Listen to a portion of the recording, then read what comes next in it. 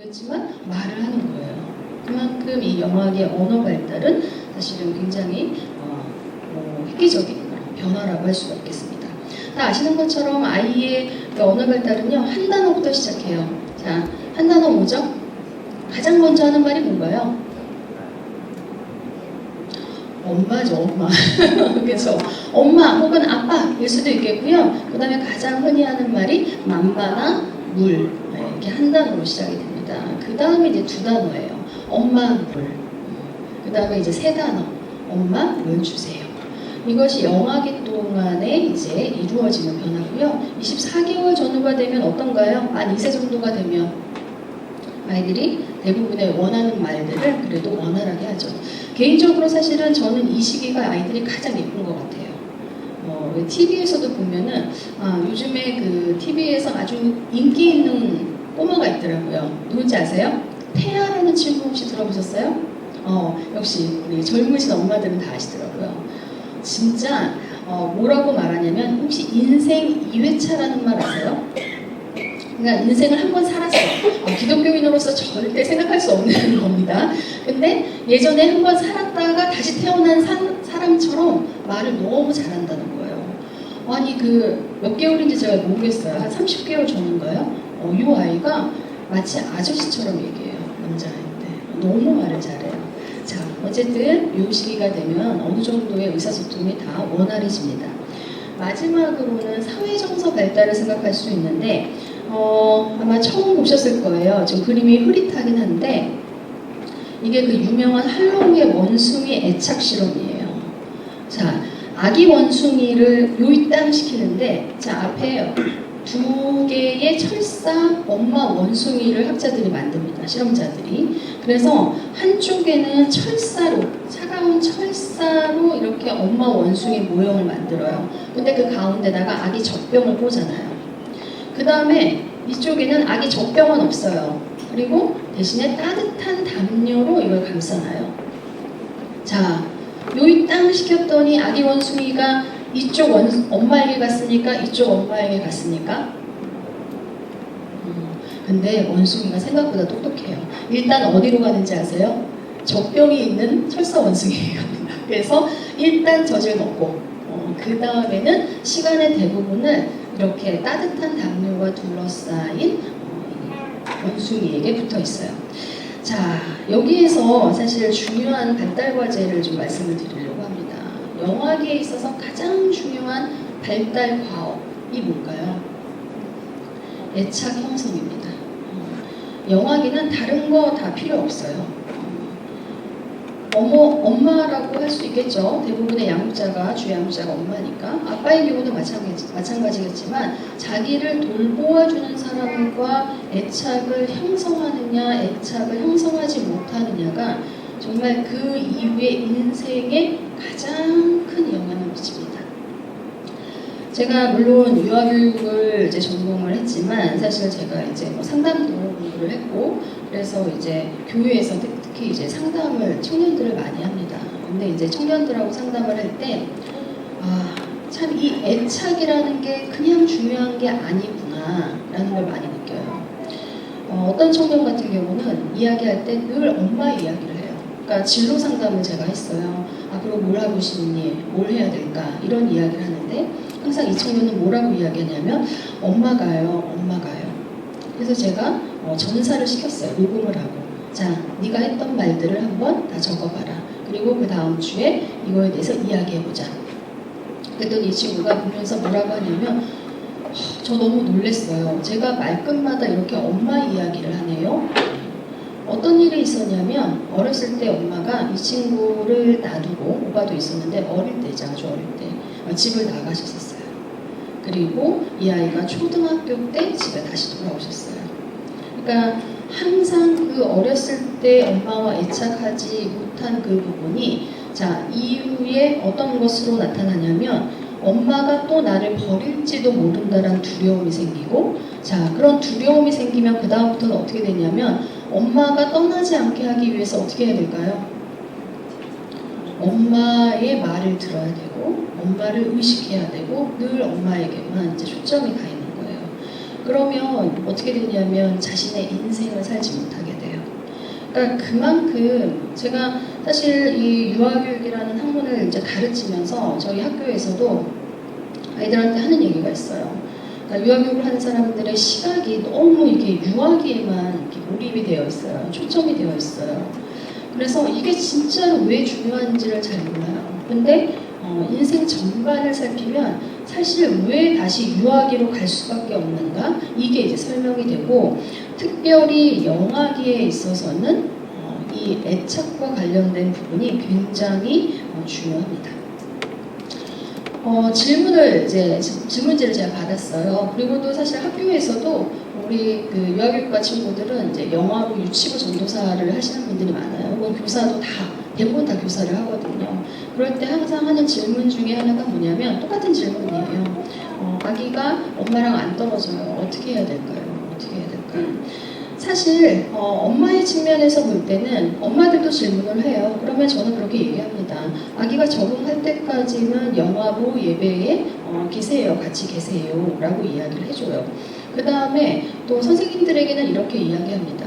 자, 이 시기에 가장 중요한 발달 과업이 뭐예요? 애착 형성이에요. 저는 좀 한 번 더 이야기하겠지만 사실 7, 8개월 혹은 10에서 12개월 정도가 되면 어떤 발달 과정을 보이냐면 아이들이 다른 사람의 관심에 반응할 수 있게 됩니다.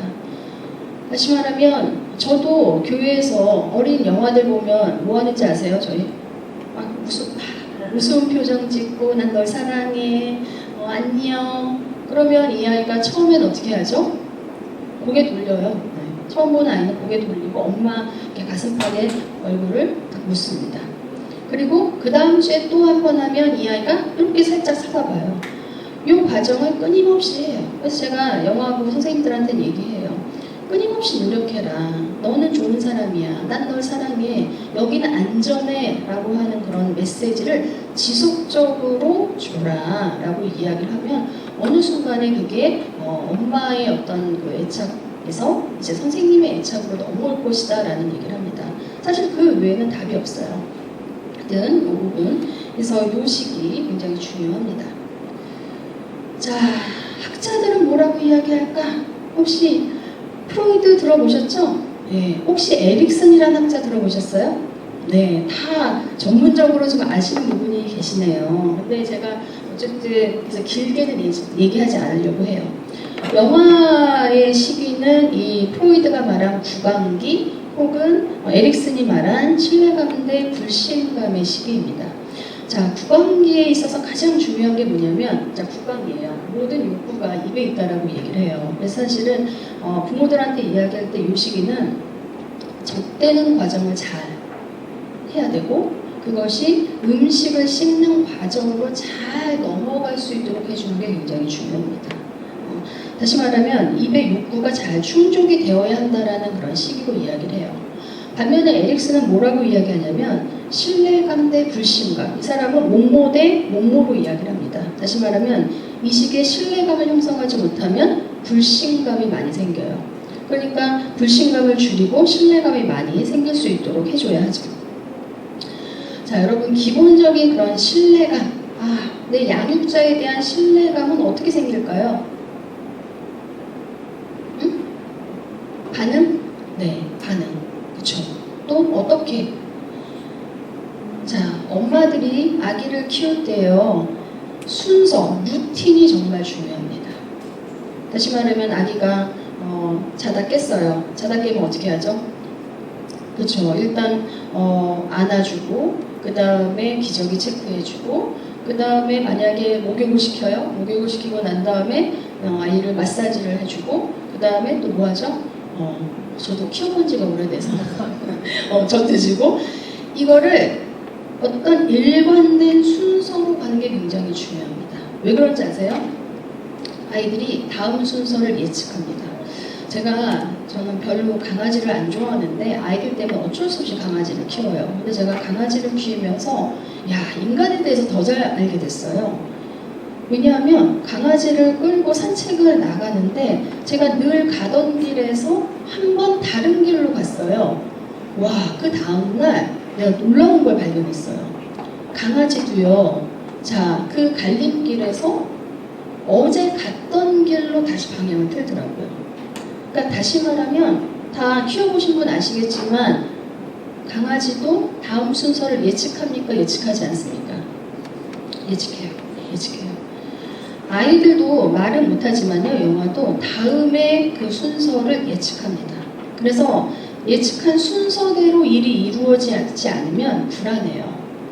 물론 뭐 여행을 가거나 특별한 일이 있을 때가 있죠. 그럼 그 정도는 괜찮아요. 그러나 일반적인 영화의 삶에서 루틴은 정말 중요합니다. 따라서 영화부의 프로그램도 어떻게 진행이 되어야 할까요? 일관되게 루틴으로 연결을 시키셔야 합니다. 이게 아이로 하여금 여기는 되게 안정된 곳이구나. 여기는 믿을 만한 곳이구나. 여기는 신뢰할 만한 곳이구나 라고 생각을 합니다. 자, 그래서 이제 여기 메슬로우라는 학자가 있는데요. 생리적인 욕구, 그래서 안전의 욕구가 채워지는 것으로 이야기를 합니다. 생리적인 욕구는 기본적인 거, 의식주와 관련된 부분이고 그런 것들이 다 채워지면 내가 안전하구나. 그래서 아이들로 하여금 안전하게 느끼는 것이 굉장히 중요합니다. 자, 그러면 유아기 발달에 대해서 한번 생각을 해보죠. 영아기를 지나서 유아 수준이 되면 어떨까요? 다 아시는 것처럼 운동 기능은 비약적으로 발달이 됩니다. 자, 소근육 발달. 자, 우리 유치부 하시는 분들 아이들이 과이질 잘 하나요? 잘해요. 소근육 발달도 원활합니다. 그리기 못할 수 있는 게 없어요. 다 할 수 있어요. 그 다음에 인지적으로도 굉장히 전 단계에 비해서 비약적으로 발달이 됩니다. 물론 학자들에 따르면 제한이 있기는 합니다만 예전에 비해서 요즘의 아이들은 아주 다 똑똑해졌어요. 그래서 인지적으로 충분히 발달이 되어서 어떤 것도 이해할 수가 있고 그 다음에 가장 중요한 부분 중에 하나가 이제 또래와의 관계입니다. 사회적으로 이제 관계가 확장이 되는 부분, 그리고 다 아시는 것처럼 이제 유치부가 되면은 성인과 못할 말이 있나요? 없어요. 저도 작은 아이 키우지만 저희 작은 아이가 좀 말을 잘하거든요. 저한테 이렇게도 얘기해요. 유치원 때 엄마 유아교육 전공하셨죠? 유아교육 전공했는데 그러면 전공자답게 저한테 좀 친절하게 말해주세요. 미안하다. 친절하게 말할게. 이런 식으로 이제 이 유치원 다니는 아이들하고는 못할 말이 없어요. 모든 것이 의사소통이 가능합니다. 자, 그러면 조금 더 전문적으로 이야기를 하자면 발달 과정에 대해서 프로이드에 의하면 이 시기는요 남근기에 해당이 됩니다. 이게 이제 3세에서 6세인데 자, 이 시기는 왜 이렇게 중요할까? 이 남근기의 시기는요 유아가 부모의 그런 모습을 많이 닮아가는 시기입니다. 동일시 현상을 통해서 물론 이제 학문적으로 웨디푸스 컴플렉스, 엘렉트라 컴플렉스 이런 얘기 하는데 어쨌거나 이 시기를 통해서 부모의 모습, 남자아이는 아빠의 모습, 여자아이는 엄마의 모습을 많이 닮아가고요. 그리고 무엇보다도 겉모습만 혹은 역할의 모습만 닮아가는 게 아니라 가장 중요한 도덕적인 기준도 닮아갑니다. 초자아가 발달한다라고 이야기를 하는데 따라서 이 시기에 여러분들이 기억해야 할 것은 뭐냐면 자, 도덕적 기준이에요. 도덕이라는 게 뭘까? 옳고 그름에 대해서 이 시기에 아이들에게 잘 알려주어야 합니다. 그래서 해야 할 일과 해서는 안 되는 일들을 사실은 이 시기 아이들에게 명확히 구분해 주셔야 돼요. 쉬울까요? 어려울까요? 어려워요. 예를 들면 어떤 아빠가 저한테 이렇게 얘기하더라고요. 저희 아이는요 양치질하는 걸 너무 싫어해요. 그래서 양치질을 할 수 있도록 놀이로도 모두 가르치는데요. 안에서 그냥 지금은 안 시키고 있어요. 자, 이거는 어떤 거예요?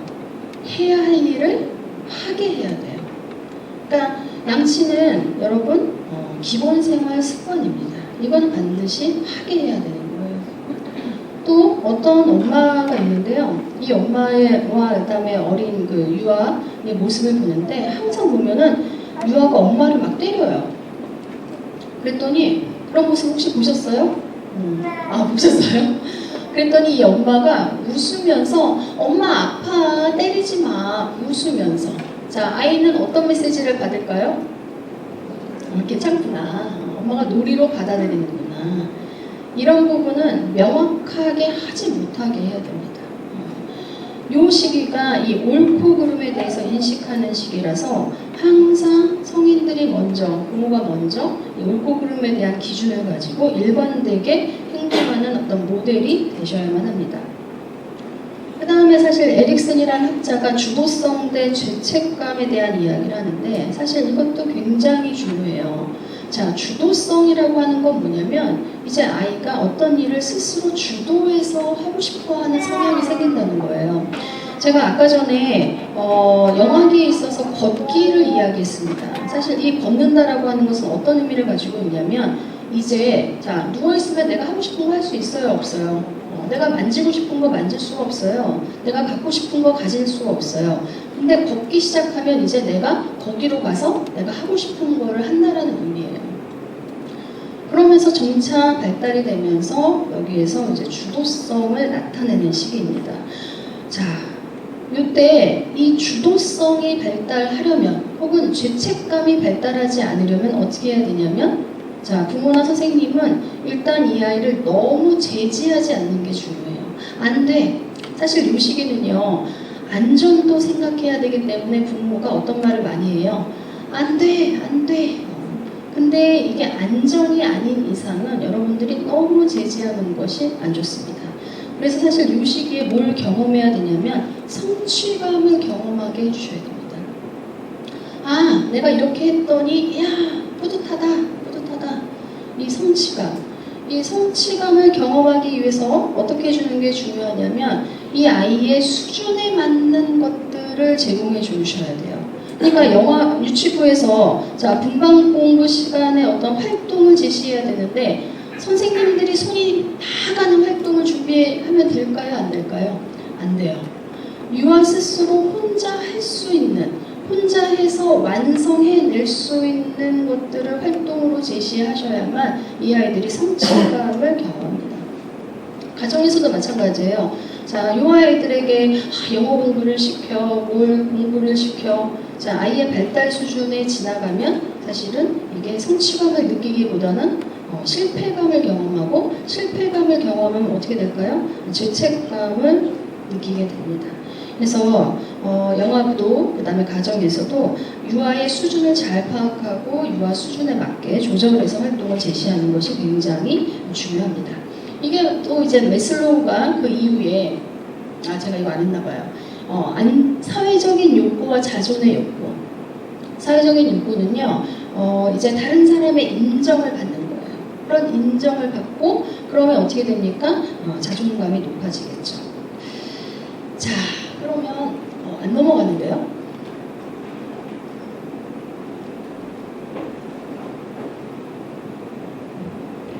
자, 유아기에 아까 영아기의 발달 중요한 과업이 뭐라고 했죠? 애착 형성이죠. 그러면 유아기에서는 제가 이거 하나만 말씀드리겠습니다. 유아기에서 가장 중요한 건 뭐냐면 자, 명확한 자아 개념을 갖는 것입니다. 넘어갔습니다. 다시 말하면 이제 아이들은 정체성, 내가 누구인가라고 하는 그런 정체성을 형성해 나가야만 해요. 혹시 여러분들도 자아 정체성의 혼란을 느끼시진 않으시죠? 이미 다 자아 정체성을 확립하셨죠? 그런데 사실 제가 대학에서 우리 대학생 친구들 만나잖아요. 그 친구들 중에 자아 정체성이 확립된 친구가 물론 많긴 하지만 생각보다 어려움을 겪는 친구들도 많이 있습니다. 자, 이게 사실은 언제부터 시작이 되냐면 놀랍게도 어린 시기인 이때부터 시작이 됩니다. 자, 자아 개념은요, 나는 누구인가? 라는 그런 질문에 대답하는 거예요. 나는 누구일까? 여러분도 스스로 한번 생각해 보세요. 나는 누구일까? 자, 여기 제가 사진을 가지고 왔는데, 자, 걸음마기. 그러니까 다시 말하면 한 18개월부터 이미 자신과 타인을 구분하게 돼요. 근데 그 구분하는 실험이 뭐냐면 이런 거예요. 저 아이 코에 빨간 립스틱을 칠해놨어요. 거울을 보여줘요. 빨간 립스틱을 칠하고. 그러면 이 아이가 거울을 보면서 그 립스틱을 만지면 이 아이는 지금 자기 개념이 있어요, 없어요? 없어요. 거울을 보고 내 얼굴에 뭐가 묻었네? 라고 이렇게 해야만 이 아이가 자아 개념을 가진 것으로 이야기를 합니다. 자, 그때부터 시작이 되는데 2세에서 4세 유아는요, 자신에 대해서 어떻게 정의를 내리냐면 이런 거예요. 선생님, 나 머리 길어요. 선생님, 나 집에 장난감 있어요. 선생님, 나 아이스크림 좋아해요. 이런 속성이나 자기가 선호하는 것, 이런 것들로 이제 자기 자신을 정의를 합니다. 자, 그 다음에 이제 조금만 더 크잖아요. 5세에서 7세 개인차가 늘 있습니다. 유아들은. 그러면 어떻게 자기의 개념을 정의하냐면, 선생님, 나 옛날에는요 빨리 못 달렸는데 지금은 빨리 달려요.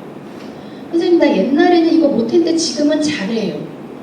자, 어쨌든 2세에서 4세, 5세, 7세 아이들은요, 자신에 대해서 긍정적으로 보는 것 같으세요? 부정적으로 보는 것 같으세요? 긍정적으로 봅니다. 근데 이제 문제는 뭐냐면, 이제 조금 크면요, 빠른 아이들은 6살 때부터 그래요. 더 빠른 아이 5살 때부터 합니다. 근데 이게 인간의 본성인데요, 누구랑 비교를 하기 시작할까요? 친구들과 이제 자기 자신을 비교하기 시작합니다. 나는 이거 없는데 쟤는 저거 가졌네. 나는 이거 못하는데 쟤는 저거 잘하네. 참 이게 인간의 본성이에요. 그럴 때 그러면 이제 누가 중요해질까요, 여러분? 네, 주변의 성인들이 중요하게 됩니다. 나 이거 못하는데. 그랬더니 엄마가 그러니까 너 왜 이렇게 못하니? 쟤는 잘하는데. 선생님도 마찬가지예요. 너 왜 좀 더 잘하면 좋겠다. 제 친구 봐, 저 친구 봐, 이거 잘하잖아. 그래서 사실 이 아이가 자신의 자아 개념을 토대로 긍정적으로 생각하게 되는가 부정적으로 생각하는가는 바로 이때부터 이제 갈라지기 시작을 합니다.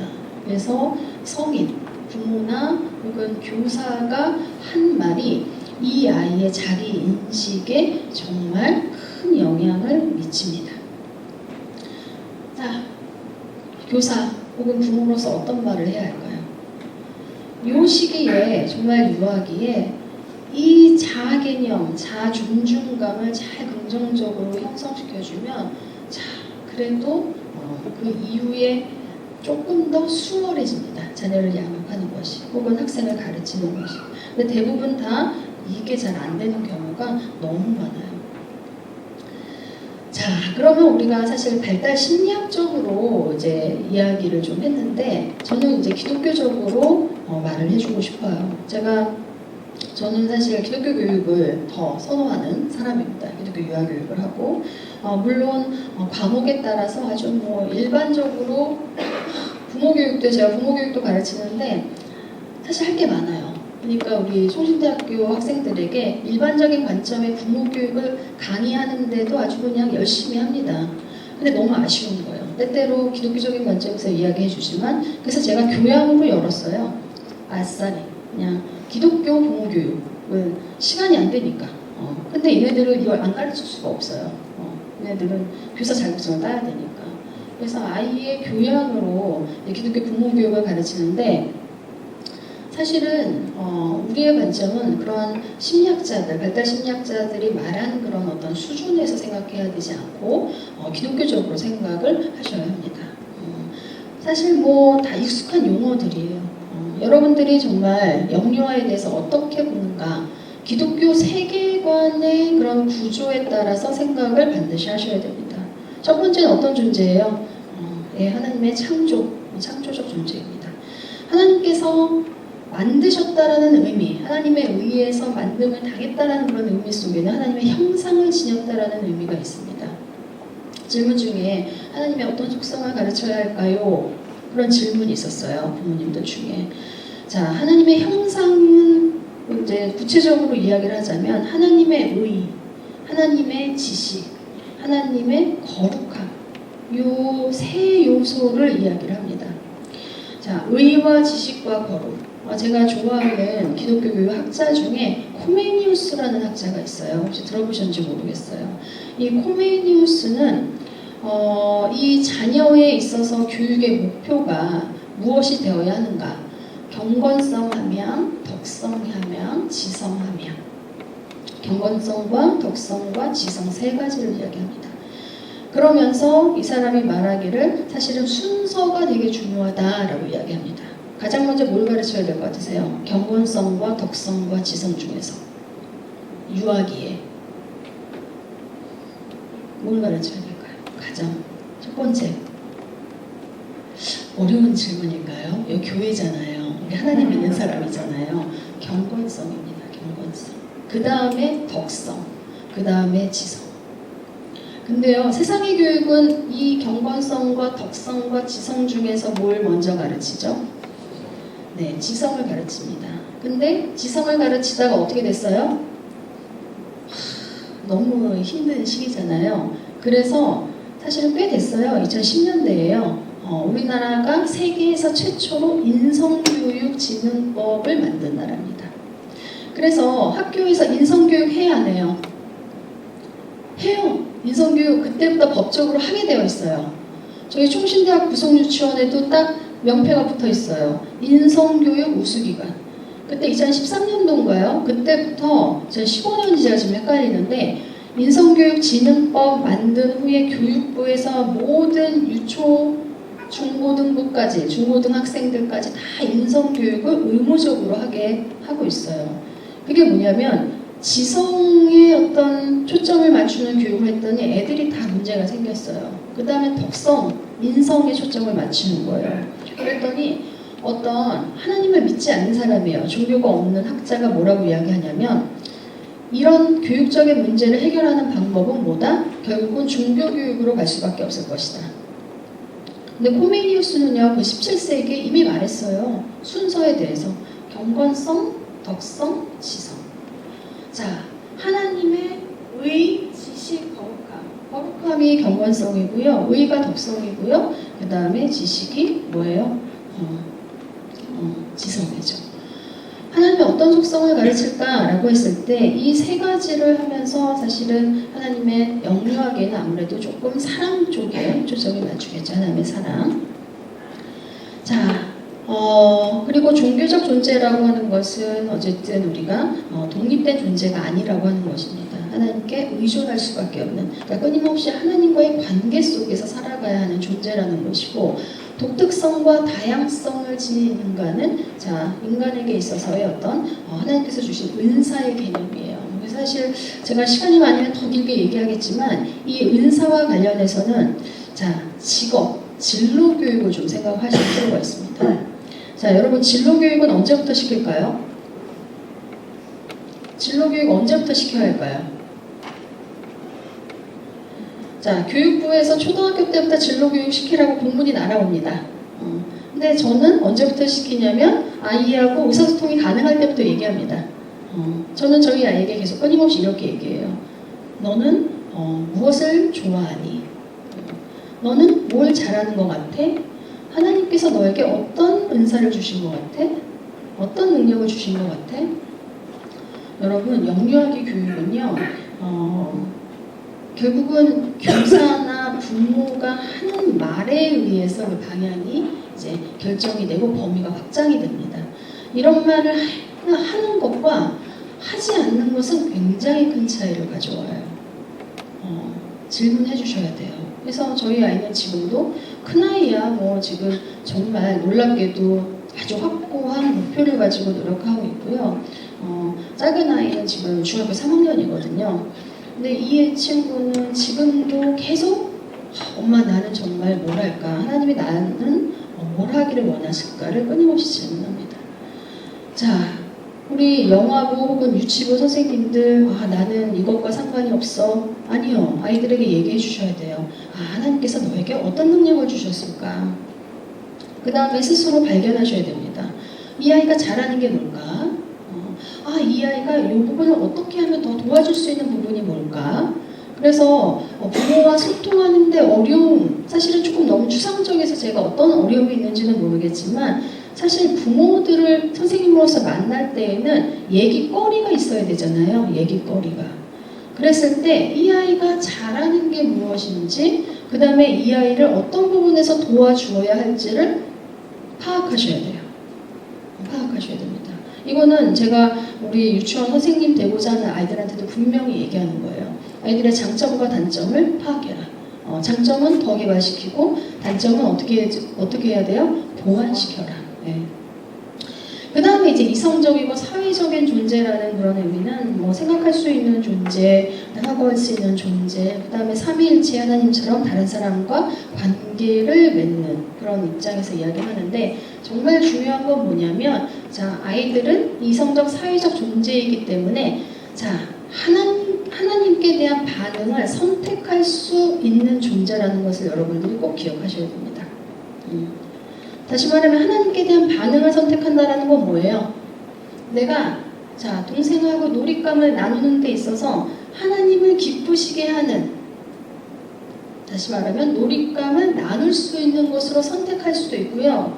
그 다음에 뭐죠? 선택하지 않을 수도 있다는 그런 존재로 생각을 하시면 좋겠습니다. 다시 말하면 우리는 하나님께로부터 자유의지를 받았다는 그런 의미고요. 그 다음에 도덕적 인식력을 지닌 인간이라고 하는 것은 아까도 이야기했던 옳고 그름에 대한 부분입니다. 하나님 우리에게 뭘 주셨냐면 양심을 주셨어요. 아이에게 양심도 주셨거든요. 자, 성경에 선한 양심, 악한 양심이라는 내용이 나올까요? 안 나올까요? 이런 용어가. 들어보신 적 있으세요? 선한 양심, 악한 양심. 나옵니다.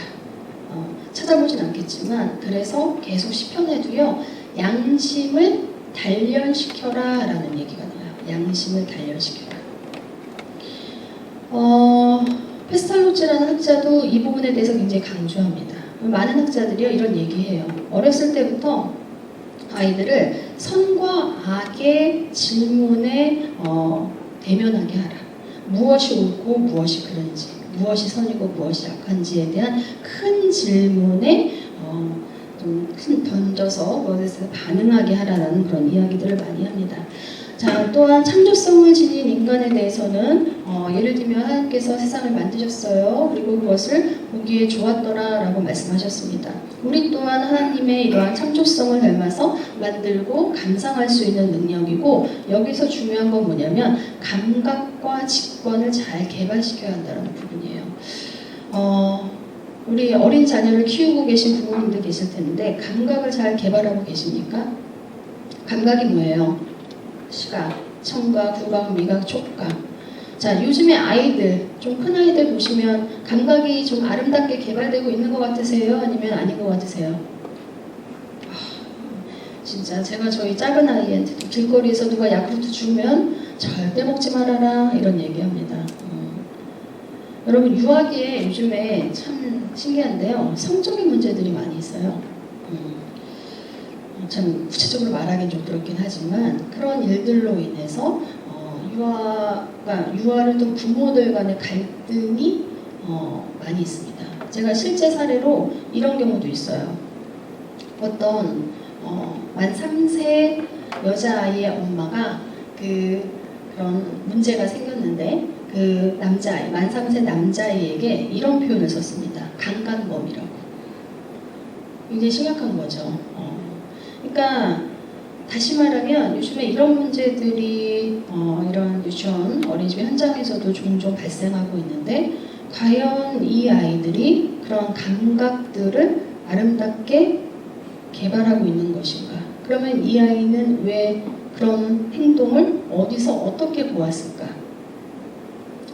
보아서는 안 될 걸 본 거죠. 네.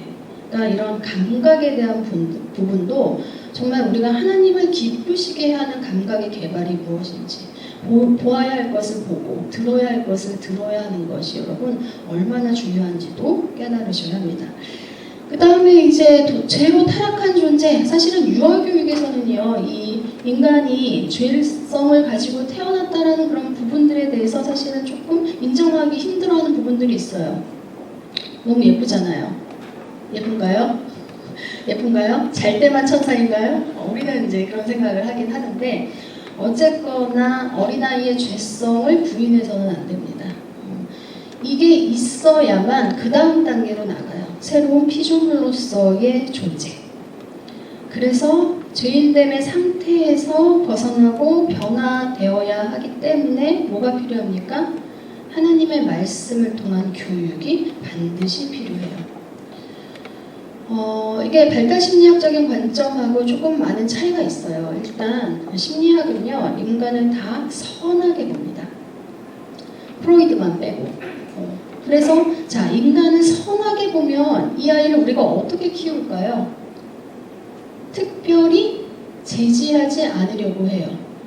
요즘에 자녀를 키우는 엄마들이 굉장히 무서워하는 말이 있어요. 어떤 말인 것 같으세요? 근데 우리도 좀 이 나이 때도 좀 무서워하는 말이긴 해요. 절대 뭘 받으면 안 돼요.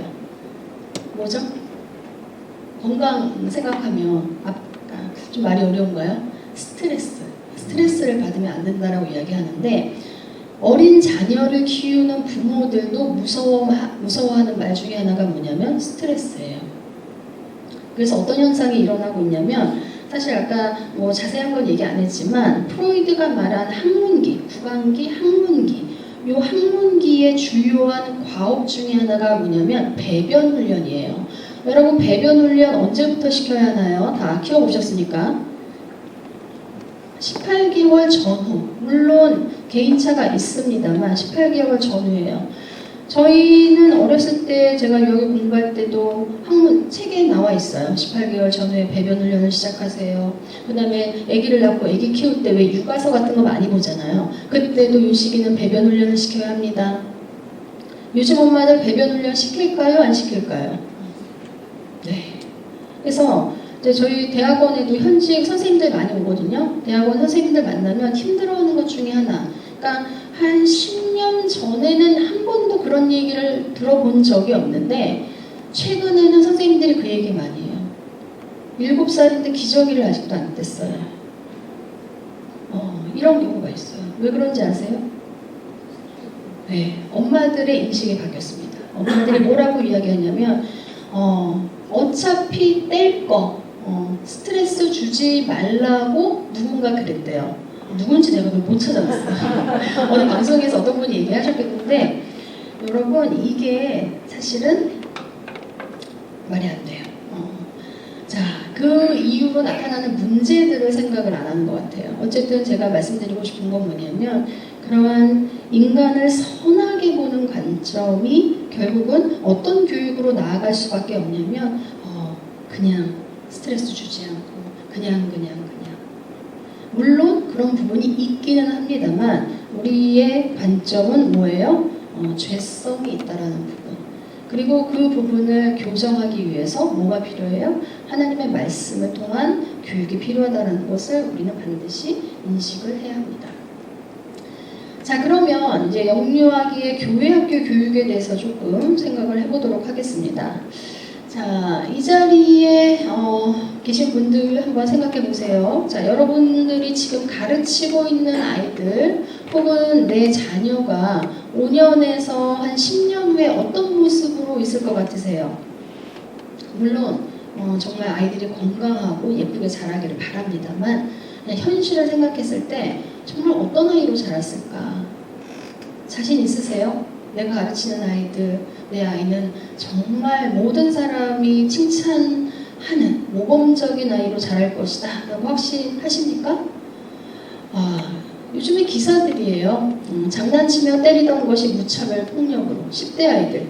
그 다음에 정말 저는 우리나라의 얘기인가 싶어요. 마약에 대한 부분.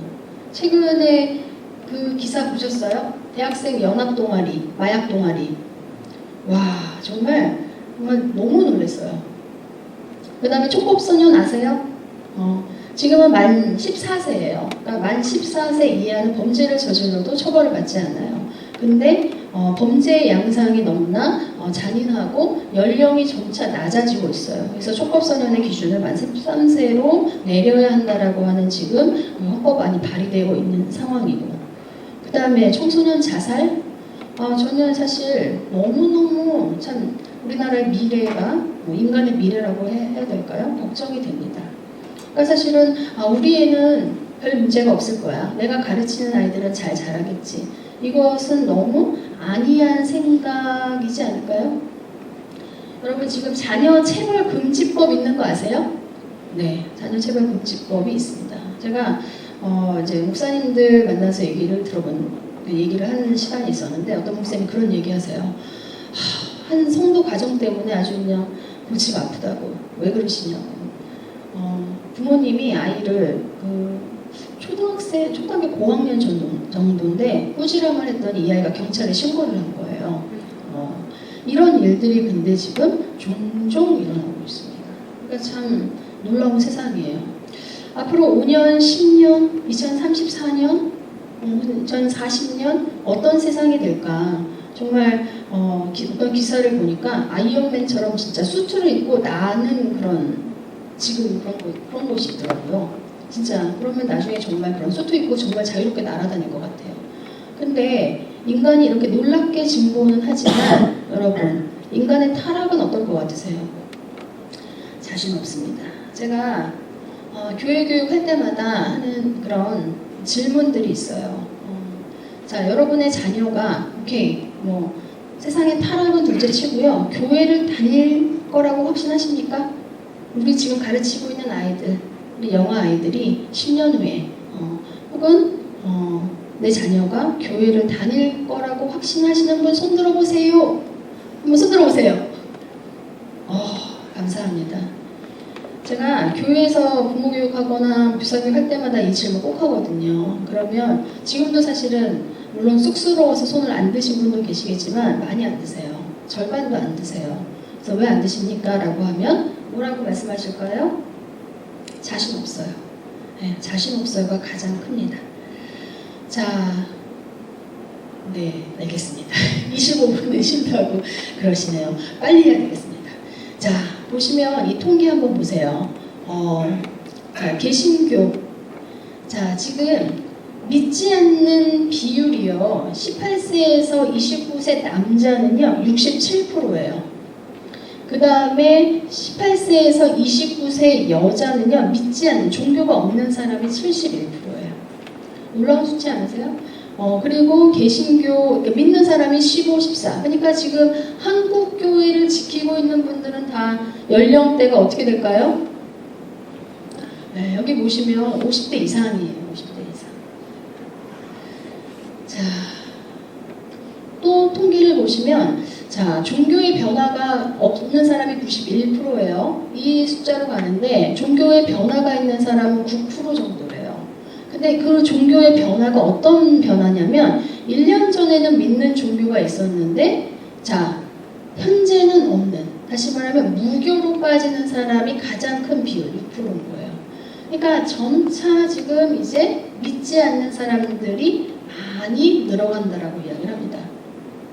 사사기에 이런 말씀이 있어요. 그 후에 일어난 세대는 여호와를 알지 못하며 이스라엘을 위하여 행하신 일도 알지 못하였더라. 다시 말하면 여호수아가 어쨌든 사람들을, 이스라엘 백성을 이끌고 가나안에 왔어요. 그래서 여호수아가 사는 날 동안에는 어떻게 됐냐면 그래도 하나님을 잘 믿었어요. 근데 그 세대가 죽고 난 이후에는 놀랍게도 자, 여호와를 알지 못한다는 거예요. 자, 왜 이런 일이 발생했을까요? 왜 이런 일이 발생했을까요? 부모가 혹은 윗세대가 가르치지 않았기 때문에 그렇습니다. 정확해요. 가르치지 않았습니다. 어쨌든 여러분들이 기억하셔야 되는 것은 아까도 이야기했지만 아이들은 반응하는 존재예요. 자, 어떤 영향을 받았는가, 이게 굉장히 중요합니다. 그래서 정말 하나님 쪽으로 반응을 할 수도 있고요. 하나님이 아닌 쪽으로 반응을 할 수 있습니다. 정말 교회 교육이 저는 너무나 중요하다고 생각을 하는데 이 교회 교육을 통해서 정말 우리 선생님들께서 아이들에게 하나님의 사랑을 설명하고 표현할 수 있어야 합니다. 아이들은 교회에서 안정감을 찾아야 되고요. 소속감을 찾아야 됩니다. 이게 사실은 이 영유아 교육에서 반드시 이루어져야 하는 일입니다. 자, 어떻게 가르칠 것인가? 자, 0에서 3개월. 사실은 이때는 너무 어려요. 감각이 굉장히 불완전하잖아요. 시각도, 눈도 제대로 안 보이고. 근데 놀랍게도요, 잘 발달되는 감각이 있어요. 뭐죠? 청각이에요. 자, 이때 어떻게 해야 될까요? 말씀과 찬양을 들려주셔야 합니다. 저희 교회에서 임신할 때 아주 교회를 열심히 다녔던 수요, 금요, 오전, 오후 예배. 놀랍게도 아기가 태어났어요. 막 우는데 어떤 목소리에 반응하는지 아세요? 목사님 목소리. 그 친구 아직도 기억이 나는데 그만큼 많이 들었어요. 임신할 때 어떻게 해요? 엄마 아빠 목소리 많이 들려주잖아요. 여러분, 아이들이 반응하지 못할 거라고 생각하지 마세요. 이 시기 말씀과 찬양을 들려주는 게 굉장히 중요합니다.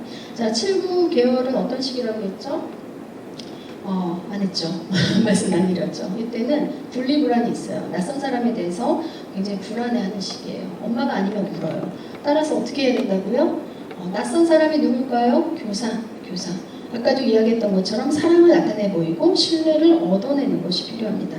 자, 10, 12개월 똑같은 얘기예요. 사랑의 분위기 안에서 기본적인 안정감과 신뢰감을 확보하십시오. 다시 말하면 이 시기의 영화들은요, 가르침을 받는 게 아니라 가르침 받기 이전부터 뭘 느낄 줄 안다는 거예요. 이 정서로 교감하는 시기라는 것을 기억을 하셔야 합니다. 자, 그 다음에 이제 걸음마기예요. 걸음마기가 되면 어떻게 될까? 자, 이때는요, 사실 자율성과 독립성을 추구하는 시기고, 부모가 하지 말라고 하는 것들을 할 수도 있는 시기예요. 그 다음에 사실은 또래 친구들과 갈등도 많은 시기예요.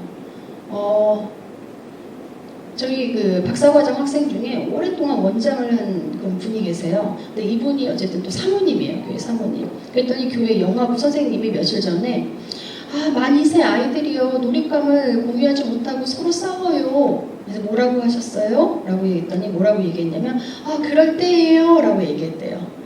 자, 정답입니까? 이건 발달심리학의 종속된 메인 대답이에요. 우리는 어떻게 대답해야 될까요? 자, 영화의 반응과는 관계없이 어떤 것들이 기대되고 있다는 건 뭐냐면, 하나님의 말씀을 생각을 했을 때 우리는 이 아이들에게도 끊임없이 어떻게 얘기됩니까? 양보해야 돼. 사이좋게 놀아야 돼. 이 아이가 놀잇감을 나누던 나누지 않던 우리는 반드시 그 기대를 이야기해 주어야 합니다. 그래서 그리고 이때는 아니요 라는 질문을 피하는 것을 이제 생각을 하시면서 긍정적으로 하셔야 돼요. 이거 하면 안 돼. 이거 하고 싶어? 아니요. 이게 아니라 어떻게 얘기해야 됩니까? 자, 우리 이제 이거 끝나면 이거 할 거야. 이거 하자 라고 이야기하셔야 돼요. 그 다음에 요 시기는요, 자, 하나님이 너를 사랑하셔. 이런 기본 진리들은 이해를 합니다. 그러니까 이거를 반복해서 강조를 하셔야 합니다. 자, 지금 쉬어야 될 것 같아요. 딱 25분입니다. 네, 빨리 했는데도 이제 좀 더 빨리 해야 될 것 같아요. 감사합니다. 25분에서 이제 30분까지, 저 시계로 30분까지 쉬는 시간이고요. 저기 뒤에 보시면 간식이 조금 준비되어 있어요. 간식 가지시고 쉬는 시간 잠깐 갔다가 화장실만 다녀오시고 간식만 챙겨서 앉으시면 5분 딱 될 것 같아요. 네, 잠깐 쉬겠습니다.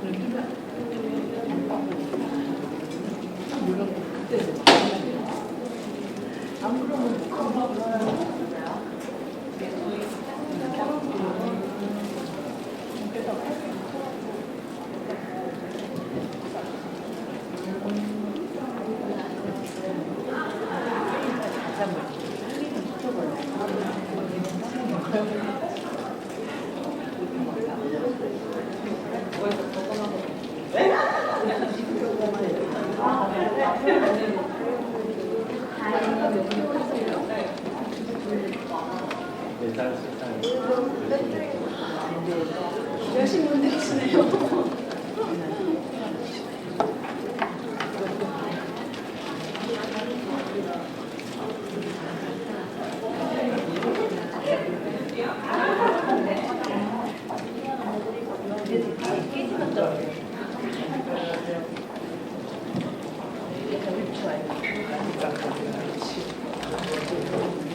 자, 30분입니다. 제가 참 말씀드리고 싶은 게 너무 많은데 뒤쪽에 시간이 아이고 감사합니다. 시간이 어쨌든 허락이 될지는 잘 모르겠습니다. 이제 딱 50분 남았어요. 빨리 해야 됩니다. 빨리 오세요. 자, 아까 이제 이 지금 영화기, 그러니까 영화기에 해당되는 얘기인데 사실 이 시기는요. 아까도 제가 가르침을 받기 이전부터 뭐라고 이야기했냐면 느낄 줄 안다라는 말씀 드렸잖아요. 이 시기는 신앙의 기초가 되는 그런 덕목들이 형성이 되는 그런 시기입니다. 다시 말하면 이 시기는요. 사실 저는 프로이드의 이 무의식이라는 말을 별로 사용하고 싶지는 않지만 뭐 이걸 대체할 수 있는 말이 없어서 그냥 말씀을 드리자면 다시 말하면 이때는 특별히 영화의 어떤 부분에서 나타난다라기보다는 이 아이의 어떤 내면으로 깊이 들어간다라고 말씀을 드릴 수 있을 것 같습니다. 근데 이게 언젠가 이게 나오게 돼요. 예를 들어서 저희 작은 아이 예를 좀 들고 싶어요. 저희 작은 아이가 어떤 아이냐면 제가 임신했을 때 조금 좀 멀리 있었어요. 낯선 곳에 있었고 남편이 또 좀 일이 있어서 한국에 들어와야 되는 상황이었어요. 그래서 혼자서 이제 애를 임신한 상황, 낯선 상황이다 보니까 조금 정서적으로 힘들었던 것 같아요. 그랬더니 이 아이가 태어났는데 좀 두려움이 많은 거예요. 참 신기해요. 근데 어쨌든 이 아이가 두려움 때문에 어떤 좀 어려움이 있었냐면 어린이집을 한 만 18개월 정도 때부터 보냈어요. 그러니까 이 아이가 딱 무서워서 못 들어가는 거예요. 그래서 저희가 늘 했던 게 뭐냐면 데려다 주고 데리고 했는데 아이가 안 들어가요. 움직이질 않아요. 그러면 다시 차로 와요. 그래서 아빠랑 엄마랑 저랑 셋이 아빠랑 엄마랑 아이랑 셋이서 혼자서 기도했습니다. 하나님 용기를 주세요. 우리 지인이가 우리 집에 들어갈 수 있도록 도와주세요. 하나님을 의지하게 해주세요. 라고 한 달을 기도합니다. 그러면 한 달이 이제 지나면 그 다음부터 가요. 그 다음에 이제 만 3세 때 유치원 옮겼는데 또 3월에 또 그래요. 그러면 저희는 또 기도합니다. 하나님 용기를 주세요. 하나님 용기를 주세요. 근데 이 아이가 초등학교 1학년 때도 그랬어요. 초등학교 1학년 3월 동안에. 근데 어쨌든 이제 3월 이후에는 적응해서 다니고 있는데 어느 날 제가 학교에 있는데 전화가 온 거예요. 안녕하세요. 지인이 어머니시죠? 네. 저 방과후 선생님입니다. 근데 이 아이가 소변 실수를 했어요. 여보로 좀 보내주세요. 근데 저희 큰애하고 작은 아이가 10살 차이예요. 그래서 애틋하잖아요. 또 안쓰럽잖아요. 너무 놀라는 거예요. 왜냐면 한 한 번도 소변 실수를 해본 적이 없는 아이였거든요. 그래서 제가 어쨌든 뭐 처리하고 이제 퇴근하고 이제 집에 갔습니다. 무슨 일이니? 이 아이 말이 뭐냐면 방과후 이제 만들기를 하는데 너무 재밌는 거예요. 근데 화장실에 가고 싶어요. 아이들 어떻게 하죠? 이거 다 만들고 가야지. 그래서 다 만들고 끝내고 딱 나갔는데 1층에는 선생님 화장실밖에 없더래요. 그래서 2층으로 올라갔더니 저 복도 끝에 화장실이 있는 거예요. 그래가지고 막 뛰어서 화장실에 들어가서 문을 딱 닫는데 아시죠? 변기 하기 전에 싹 한 거예요. 얼마나 안쓰러운지. 그래서 어떻게 했어? 라고 이야기를 하니까 저희 아이가 그때 딱 이렇게 얘기를 합니다. 뭐라고 이야기하냐면 엄마 내가 울까 하다가 하나님한테 용기를 달라고 지혜를 달라고 기도해야겠다. 이렇게 얘기를 하는 거예요. 저도 놀랐어요, 사실은. 저도 맨날 이런 거 교육하는 사람인데, 이렇게. 그래서 어떻게 했어? 하나님께 지혜를 달라고, 용기를 달라고, 어떻게 하면 좋을지 기도한 후에, 그 치마랑 속바지랑 팬티를 입었거든요. 다 벗었대요. 벗어서 속바지랑 팬티는 변기 뚜껑을 닫고 올렸대요. 그리고 치마는 휴지를 둘둘둘 말아서 벽에다 대고 이렇게 했어요. 왜냐면 젖었으니까 물기를 닦는 거예요. 그리고 나서는 치마를 입고 방과후 선생님한테 가서 내가 이렇게 해서 오줌을 쌌으니 비닐봉지를 주셔서 이거를 담아주시고 그 다음에 엄마한테 전화해주세요. 제가 그 얘기 듣고 넌 이제 독립해라. 내가 다 키웠다. 이렇게 얘기했습니다. 저도 놀랐어요. 만 어렸을 때, 만 2세, 만 3세 때 이 아이의 손을 잡고 내가 기도했던 그것이 나도 모르게 딱 그런 혼자 있는 그 어려움의 순간에서 이게 터쳐 나오는구나. 신앙의 기초가 되는 그런 덕목, 그리고 이게 무의식에 저장이 되고 이게 언젠가는 터쳐 나올 거라고 하는 여러분의 그 신념과 믿음이 이때 우리가 어떻게 아이를 돌봐야 되고 교육시켜야 되는지를 결정하게 되는 것입니다. 당연히 누가 중요해요? 부모나 교사, 성인의 역할이 이때는 어쩔 수 없어요. 중요합니다. 영화부 프로그램의 세 측면에 대해서 이야기를 하자면 첫 번째는 학자들이 얘기해요. 가정신방이 굉장히 중요하다, 영화부 때는. 그 다음에 두 번째는 어른 예배를 위한 돌봄의 측면이 있어요, 없어요? 있어요. 그 다음에 이제 세 번째는 부모 교육에 초점을 맞추는 거. 그러니까 가정신방과 관련해서 어떤 어려움, 의사소통 어떻게 하면 좋을지 이런 질문들이 있었습니다. 사실은 아까도 이야기했지만 명확하지 않아서 구체적으로 말하기는 조금 어렵지만 대부분 이제 부모와의 소통에 있어서 부모가 관심이 없고 혹은 자녀에 대해서 과대평가를 하는 부모님들과 어떻게 소통하는지 이런 부분들이 있을 것 같다라는 생각이 들었습니다. 일단 가정신방과 관련해서 부모들과 소통할 때는요, 영아부나 혹은 유치부의 아이들이 만든 그런 활동 있잖아요. 아이가 어떻게 공부를 했고 어떤 것들을 만들었고 이러한 어떤 결과물 활동을 전달하는 것으로 시작을 하시면 괜찮습니다. 다시 말하면 일단 이 시기에 부모들과는 관계를 긍정적으로 맺는 것이 가장 중요해요. 그리고 혹시 그런 분들 계실지 모르겠어요. 과대평가를 하고 있는 부모에게 아이가 이런 문제가 있어요, 저런 문제가 있어요 라고 얘기를 하고 싶겠지만 얘기를 하면 될까요, 안 될까요? 얘기를 하시면 안 됩니다. 상담은요, 어떨 때 시작이 되는 거냐면 그 상대방이 문제를 인식하고 도움을 요청할 때 하시는 거예요. 항상 도움은 언제 주는 거예요? 요청할 때 주는 거예요. 그래서 그런 부분들을 염두에 두시고 부모들에게는 이 아이에 대해서 영아기이기 때문에 조금 더 긍정적인 측면에서 그 다음에 꾸준히 하시는 게 가장 중요합니다.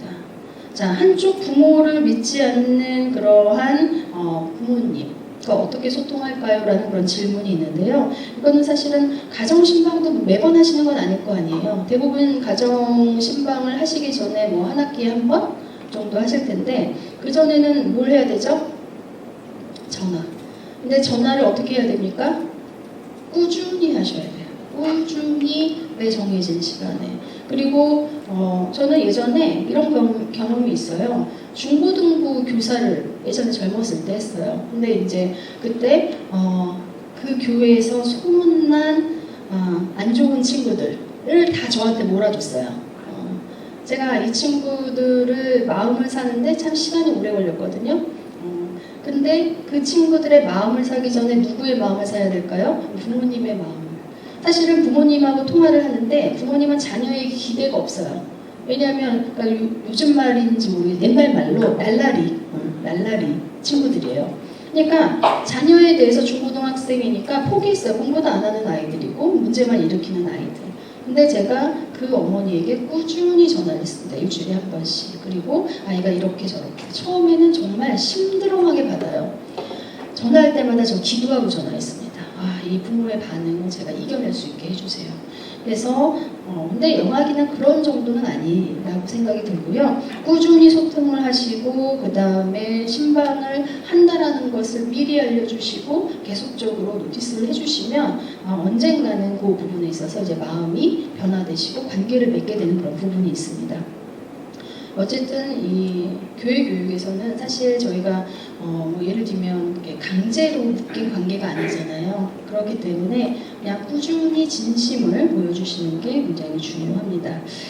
성경 암송이라든가 그 다음에 만들기라든가 가정에서 할 수 있는 활동을 제시해 주시는 것도 굉장히 중요하다고 볼 수 있을 것 같아요. 그래서 이 가정 연계 활동을 반드시 염두에 두시고 이러한 그 가정 연계 활동이 이제 소통의 근거가 되신다는 그런 생각을 하시면 될 것 같습니다. 그 다음에 이제 부모 교육도요. 이 교회는 어떻게 하는지는 모르겠는데요. 제가 아는 서울에 어떤 교회가 있는데 유아 세례자 부모 교육을 할 때 이 교회는 되게 특이해요. 대부분 이제 부모님 중에서 남편분들이 사실은 잘 안 믿으시잖아요. 그러니까 이런 부모들도 만약에 유아 세례를 받게 하고 싶으면 반드시 믿지 않는 남편도 나와야 유아 세례를 줍니다. 3번 해요, 3번. 부모교육, 유아 세례자 부모교육. 저도 가서 했었는데 그 3번을 믿지 않는 남편도 나와야 세례를 주니까 아내들이 어떻게든 그때만이라도 끌고 옵니다. 그러니까 강제로 그러한 시스템을 한번 생각을 해볼 수도 있을 것 같아요. 그래서 믿지 않는 부모를 초대할 수 있는 행사를 계획하는 거. 왜냐하면 이 영학이 유치부 때는 어때요? 그래도 어쨌든 자녀에 대한 그런 관심과 사랑이 있기 때문에 그런 행사를 한번 계획을 하셔도 좋을 것 같습니다. 자, 그 다음에 2, 3세 유아들은요, 일단 조금 더 자랐어요. 그래서 이제 조금 더 성경의 진리들을 배울 준비가 되어 있는 시기입니다. 그리고 이 시기가 되면 하나님에 대해서 그리고 하나님과 관련된 것에 대해서 찬양을 즐겨 부를 수 있는 시기예요. 찬양을 아주 가르쳐주면 잘 불러요. 그 다음에 이 시기는 자신의 하나님께 대한 사랑을 표현할 수 있어요. 하나님 사랑해요 라고 말할 수 있는 시기예요. 그리고 하나님에 대해서 대화할 수 있는 그런 준비가 된 시기입니다. 그래서 이 시기는요, 자, 아이들이요, 되게 재밌는 표현이잖아요. 주일학교에 기꺼이 나와요. 기꺼이 나와서 하나님의 집, 하나님의 사람들, 하나님의 책에 관해서 긍정적인 마음을 형성할 수 있는 시기예요. 그러니까 이때 이러한 것들을 잘 이제 활용하고 접근하면 아이들이 하나님에 대한 그런 신앙을, 기초를 이렇게 형성할 수가 있게 됩니다. 자, 그 다음에 4, 5세 유아가 되면 이제 정말 많이 컸어요. 되게 재미있는 현상이 뭐냐면 유치원에서도요, 만 3세, 만 4세, 만 5세반이 있잖아요. 그러니까 만 5세가 지금 7살인데 7살 애들은 마치 그 군대 병장? 같은 느낌이 있어요. 참 신기해요. 만 3세는 너무 애기 같고 귀엽고 만 4세는 좀 중간이고 만 5세는 다 컸어요. 자, 요 만 4세, 5세 아이들은요, 이제는 하나님에 대해서 개인적인 관계를 맺을 수가 있습니다. 생각했던 것보다 아이들이 워낙 많이 성장해 있는 그런 측면이 있어요. 그리고 예수님을 친구로도 생각하고 계속적으로 제가 말씀드리는 옳고 그름에 대한 인식이 생기는 시기입니다. 그래서 이때 시기에는 자신이 필요한 것을 직접 하나님께 말하고 감사하고 간구할 수 있도록 가르쳐야 돼요.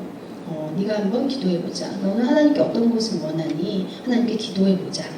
근데 사실은 여기에서 우리가 놓쳐야 되는 것은, 놓치지 말아야 할 것은 뭐냐면 하나님께서 응답하실 수도 있고 응답하지 않을 수도 있고 혹은 나중에 응답할 수도 있다라는 그런 부분들을 가르치는 것이 굉장히 중요합니다. 하나님 기도하시면 다 들어주셔. 이건 굉장히 위험한 생각이죠. 그 다음에 이 시기에는 하나님께서 자, 우리를 항상 사랑하시고 그 다음에 회개하면 잘못을 뉘우치면 항상 용서해 주시는 분이라는 것을 확신하게 하셔야 합니다. 그 다음에 하나님이 만드신 세상에 대해서 이제는 이 시기가 되면 고전에는 하나님 세상을 만드셨어 라는 것으로도 충분하지만 이 시기는 어떻게 해야 돼요? 감각적으로 경험을 많이 해주시는 게 필요합니다. 자, 자연 실물을 보여주면서 설명이라는 말이 굉장히 중요합니다, 여러분. 이 시기가 되면 아이들에게 충분히 설명해 주시는 게 필요해요. 자, 그 다음에 하나님의 사랑을 구체적인 상황으로 제시를 합니다. 하나님께서 정말 엄마를 통해서 너를 보살펴 주도록 준비해 주심을 알고 있니? 이 부분에 대해서 제가 좀 이따 한 번 더 말씀드릴게요. 자, 그래서 이 시기는요, 이제 유치부 시기가 되면은 이때는 상상력을 굉장히 활발하게 사용하는 시기가 됩니다.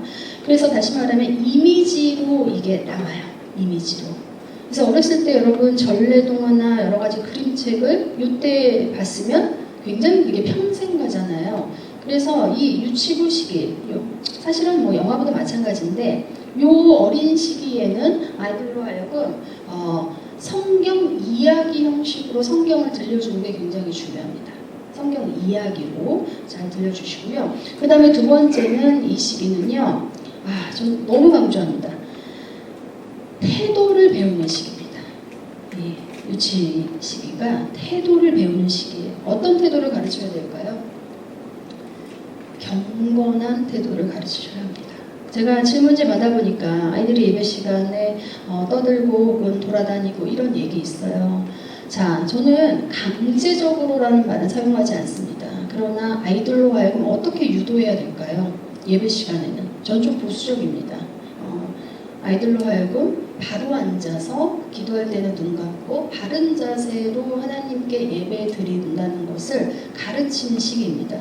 사실 아이들이 그렇게 하기 어려울 수 있어요. 하지만 아이들이 움직일 때마다 바른 자세로 예배 드리자라고 말하는 것이 저는 굉장히 중요하다고 생각하는 사람입니다. 그래서 이 시기에 있어서 최소한 예배에 대해서는 여러분들이 아이들이 경건한 태도를 갖도록 해주는 것이 굉장히 중요하다는 것을 꼭 기억해 주셨으면 좋겠습니다.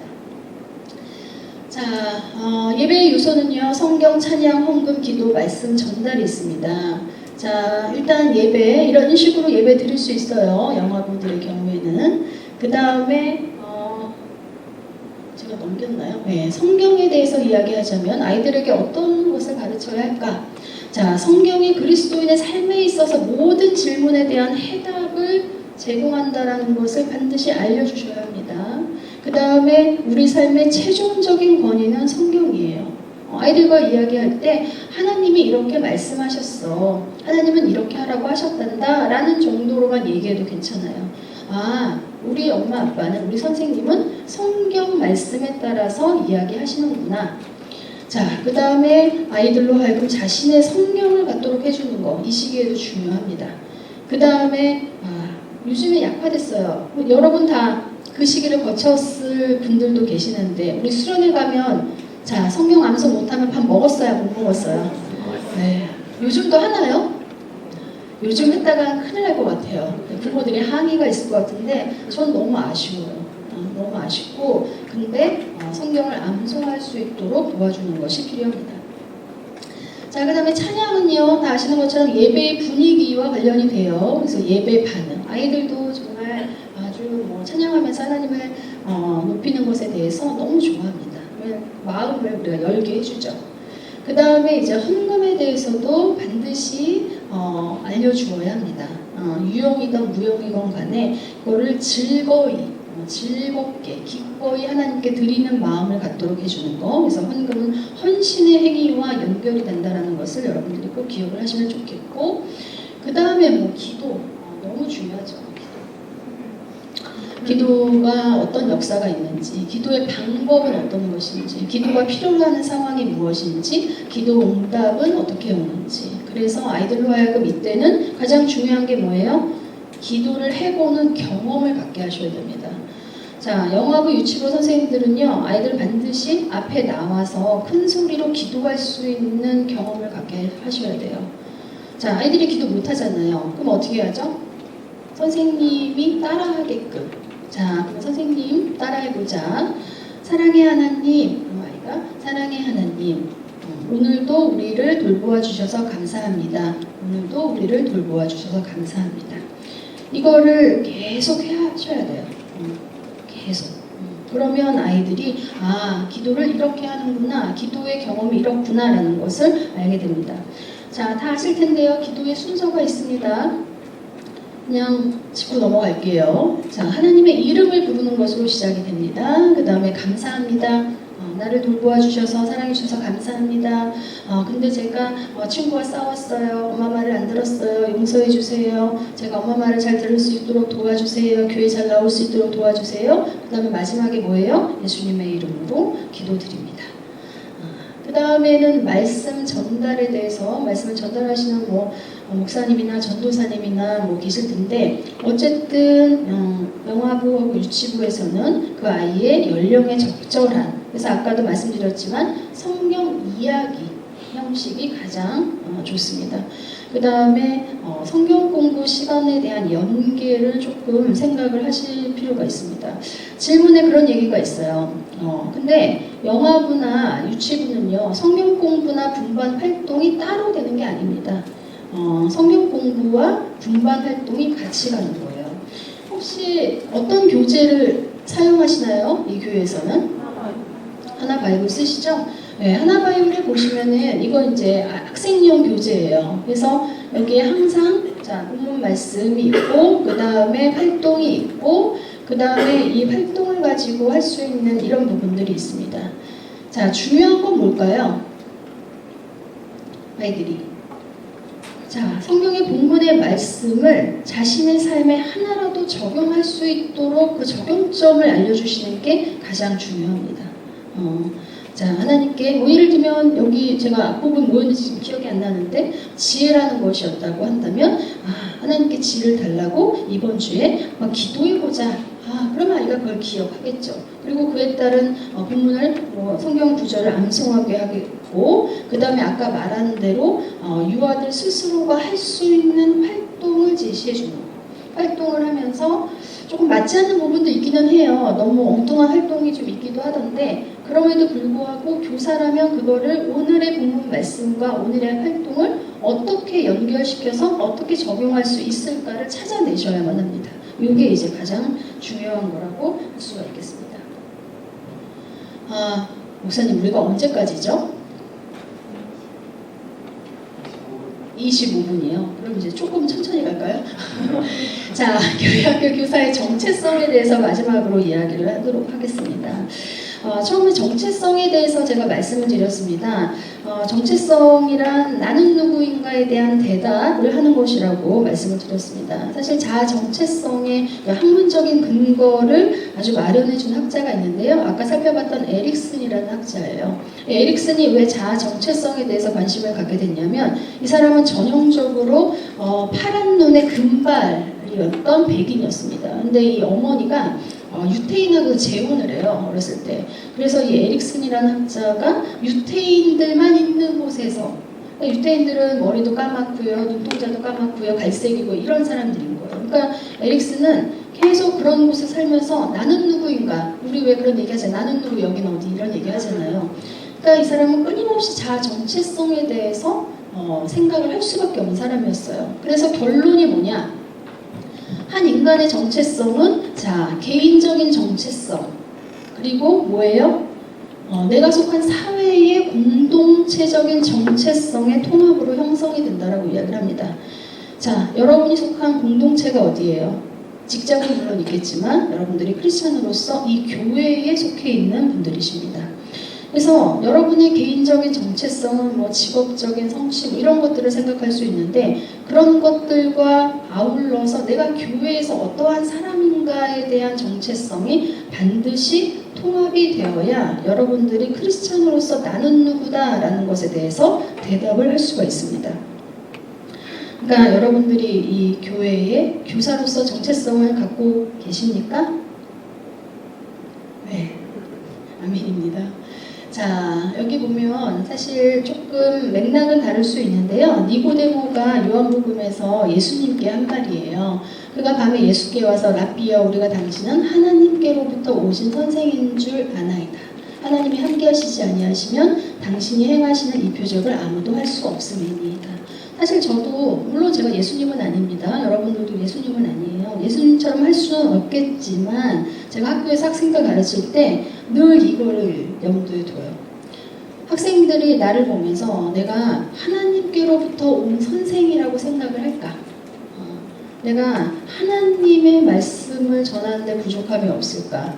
혹은 내가 하나님을 믿는 사람으로서의 불경건한 태도를 보이지는 않을까? 이런 생각을 사실 하면서 가르칩니다.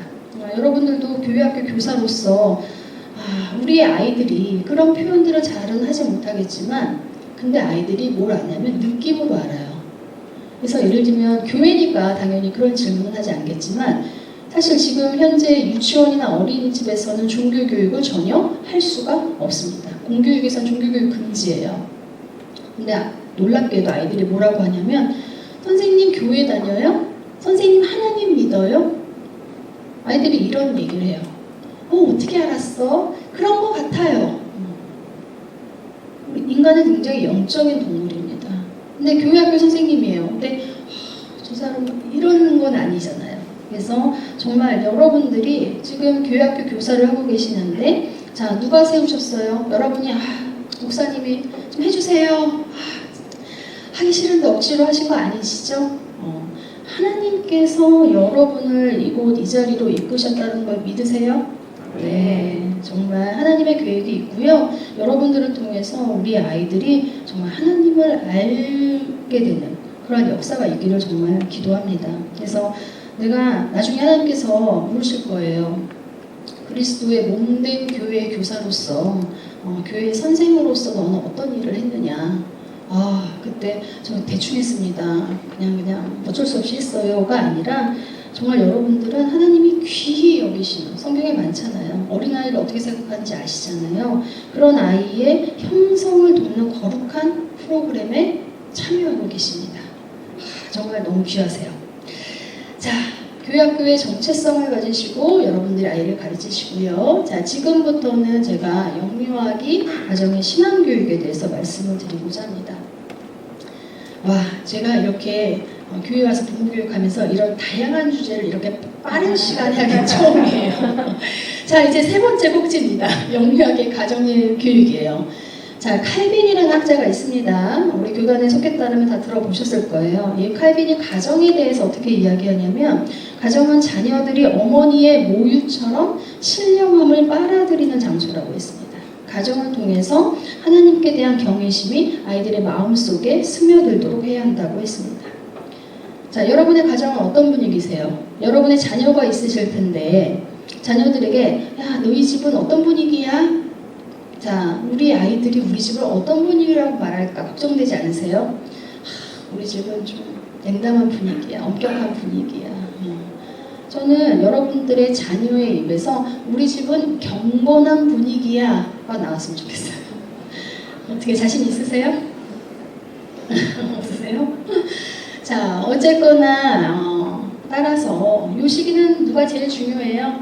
부모가 가장 중요합니다. 그래서 부모의 경건한 양육만이 자녀들이 신앙으로부터 떨어져 나가는 것을 막을 수가 있어요. 그래서 경건한 양육이 뭐냐? 사실은 자녀의 신앙교육의 책임은 1차적으로 어디에 있습니까?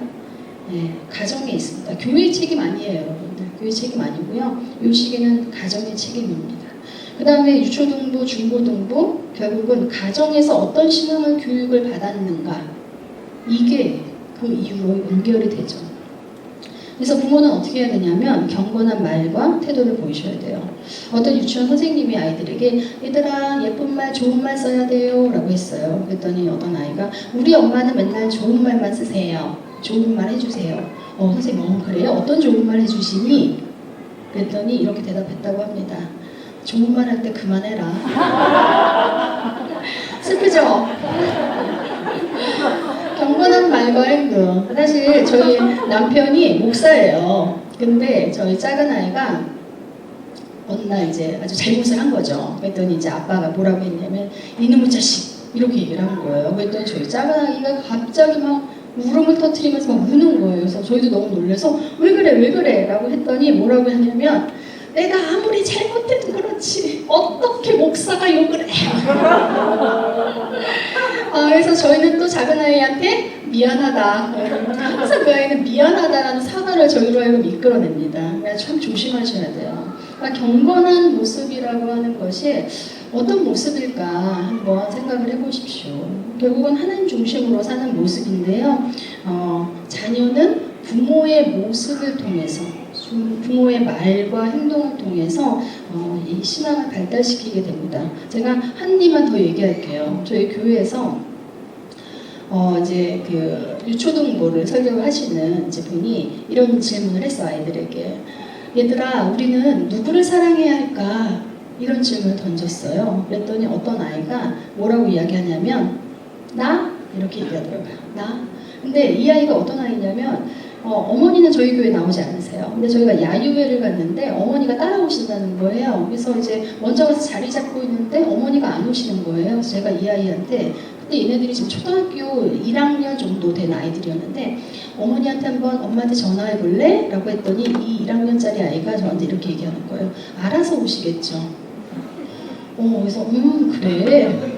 그 다음에 거꾸로 이제 다 끝나고 왔어요. 근데 엄마가 먼저 온 거예요. 엄마랑 저랑 같이 왔어요. 그랬더니 이제 아이들이 안 오는 거예요. 그래서 제가 엄마한테 아이한테 한번 전화해 보세요. 라고 했더니 엄마가 뭐라고 할까요? 알아서 오겠지. 라고 얘기했습니다. 그 다음에 어떤 아이는 자, 우리는 누구를 사랑해야 될까? 라고 했더니 엄마, 아빠?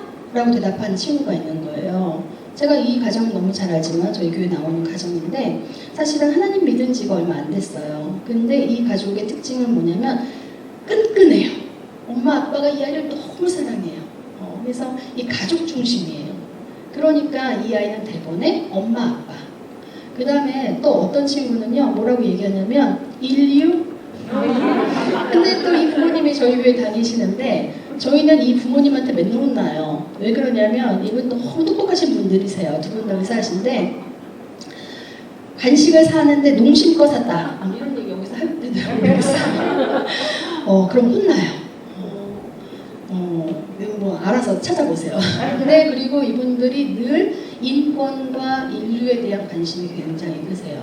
그러니까 우리가 누구를 사랑해야 할까라고 했더니 초등학교 1학년 된 남자아이가 인류라고 대답을 하는 거예요, 여러분.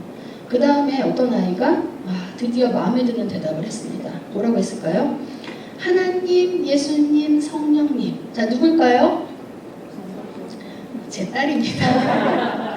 근데 저희 아이가 만 2세 정도 되기 전에 집에서 성경을 읽어주는데 제가 이렇게 얘기했어요. 예수님이 이렇게 십자가에 못 박히신 장면이었어요. 그래서 저희 아이한테 너도 죄인이지? 라고 했어요.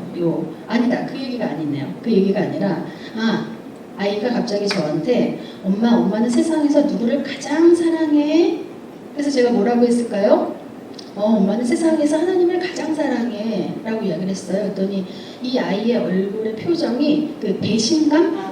이런 게 너무 나타나더라고요. 그 다음은 예수님, 그 다음은 성령님. 얘가 말을 안 해요. 그리고 있다가 한 달 후에 제가 질문했어요. 우리 지인이 세상에서 누굴 제일 사랑해? 얘 뭐라고 했을 것 같으세요?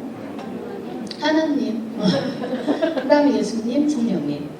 제가 말씀드리는 건 뭐냐면 경건한 말과 행동, 부모의 말과 태도가 어떻게 영향을 주는지 이 시기에 여러분들이 어떤 말을 해야 할지를 한번 꼭 생각을 해주시면 좋겠습니다. 평소에 내가 생각하고 있는 게 말로 나오거든요. 그러니까 어떤 말을 하시는지를 한번 체크를 하셔야 돼요. 자, 하나님을 중심으로 하는 부모-자녀 관계를 한번 생각을 해보도록 하겠습니다. 기독교인 부모가 자녀와 좋은 관계를 맺는다는 게 무엇일까요? 자, C.S. 루이스가 이런 얘기했어요. 내가 세상에서 가장 사랑하는 사람보다 하나님을 더 사랑하는 법을 배울 때 나는 세상에서 가장 사랑하는 사람을 지금보다 더 사랑하게 될 것이다. 저는 너무 멋진 말이지 않으세요? 여러분이 정말 여러분의 자녀를 더 사랑하고 싶다면 누굴 사랑해야 될까요? 하나님을 사랑하셔야 됩니다. 이 삼각형을 왜 그렸냐면, 자, 부모가 하나님께로 가까이 간다고 생각해 보세요. 자녀도 하나님께로 가까이 간다고 생각해 보세요. 거리 관계가 어떻게 되죠? 네, 점점 더 가까워집니다.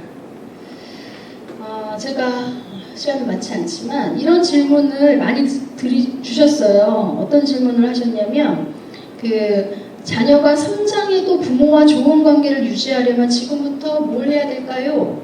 혹은 사춘기 때 신앙 거부를 방지할 수 있는 현재의 교육 방법이나 팁이 무엇인지 궁금합니다. 이런 질문을 주셨어요. 사실 저는 저희 큰아이에게 이렇게 얘기했어요. 사춘기 때.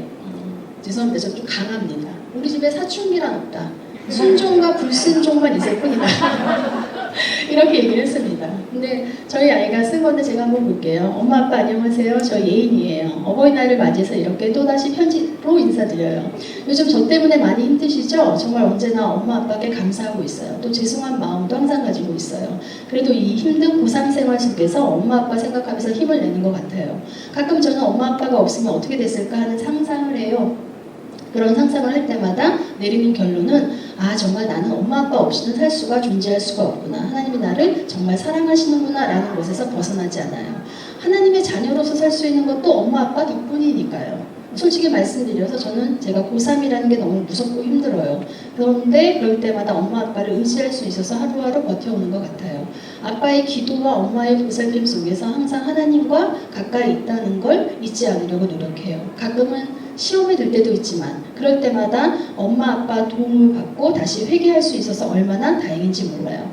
회개를 정말 많이 했을 때는 하여튼 엄마 아빠 아니었으면 저는 이미 탕자처럼 거리를 헤매고 다녔을지도 몰라요. 기도해 주세요. 자, 그런 질문을 하셨는데 조금 전에 말씀드린 그 삼각형을 한번 생각하세요. 제가 그래도 저희 아이에게 있어서 놓치지 않으려고 했던 건 뭐냐면, 어렸을 때부터 하나님의 어떤 존재인지를 끊임없이 이 아이에게 알려줬습니다.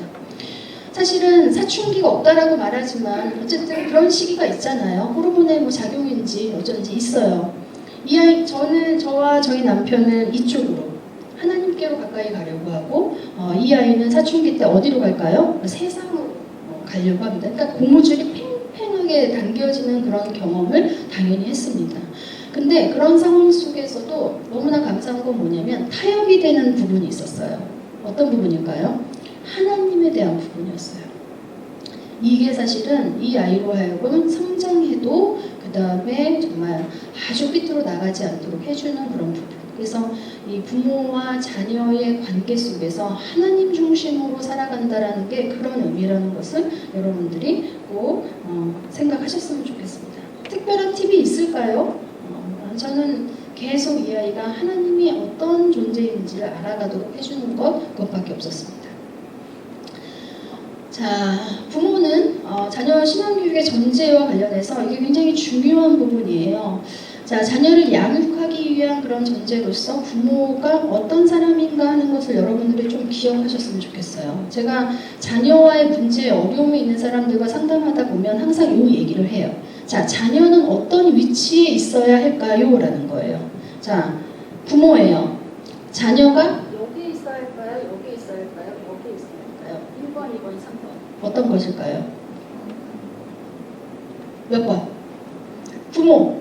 자, 위치 관계. 부모, 자녀, 위에 있어야 할까요? 부모 위에, 부모 옆에, 부모 아래. 네, 3번입니다. 3번이 답이에요. 특히나 기독교인은 3번이라고 대답하셔야 되고요. 자, 일반 부모교육 학자들도 부모의 권위를 굉장히 중요합니다. 사실 요즘에 젊은 부모님들께 어떤 부모 되고 싶으세요? 그러면 뭐라고 대답하죠? 네, 친구 같은 부모라고 이야기를 합니다. 그러나 친구 같은 부모는 한계가 있어요. 물론 늘 예외는 있습니다. 너무 착해. 정말 부모님도 그렇고 애들도 법 없이 살 수 있는 사람들이에요. 그러면 이 사람들은 친구 같은 부모가 됩니다. 그러나 여러분들이 인간의 그 죄성을 인정한다고 하면 사실은 친구 같은 부모에서는 사실 아이들을 바로잡기가 쉽지는 않아요. 자, 그 다음에 사실은 우리는 반드시 기억해야 될 것은 뭐냐면, 자, 부모 밑에 자녀가 있는데 여기 위에 누가 계셔요? 하나님. 그래서 하나님, 부모, 자녀.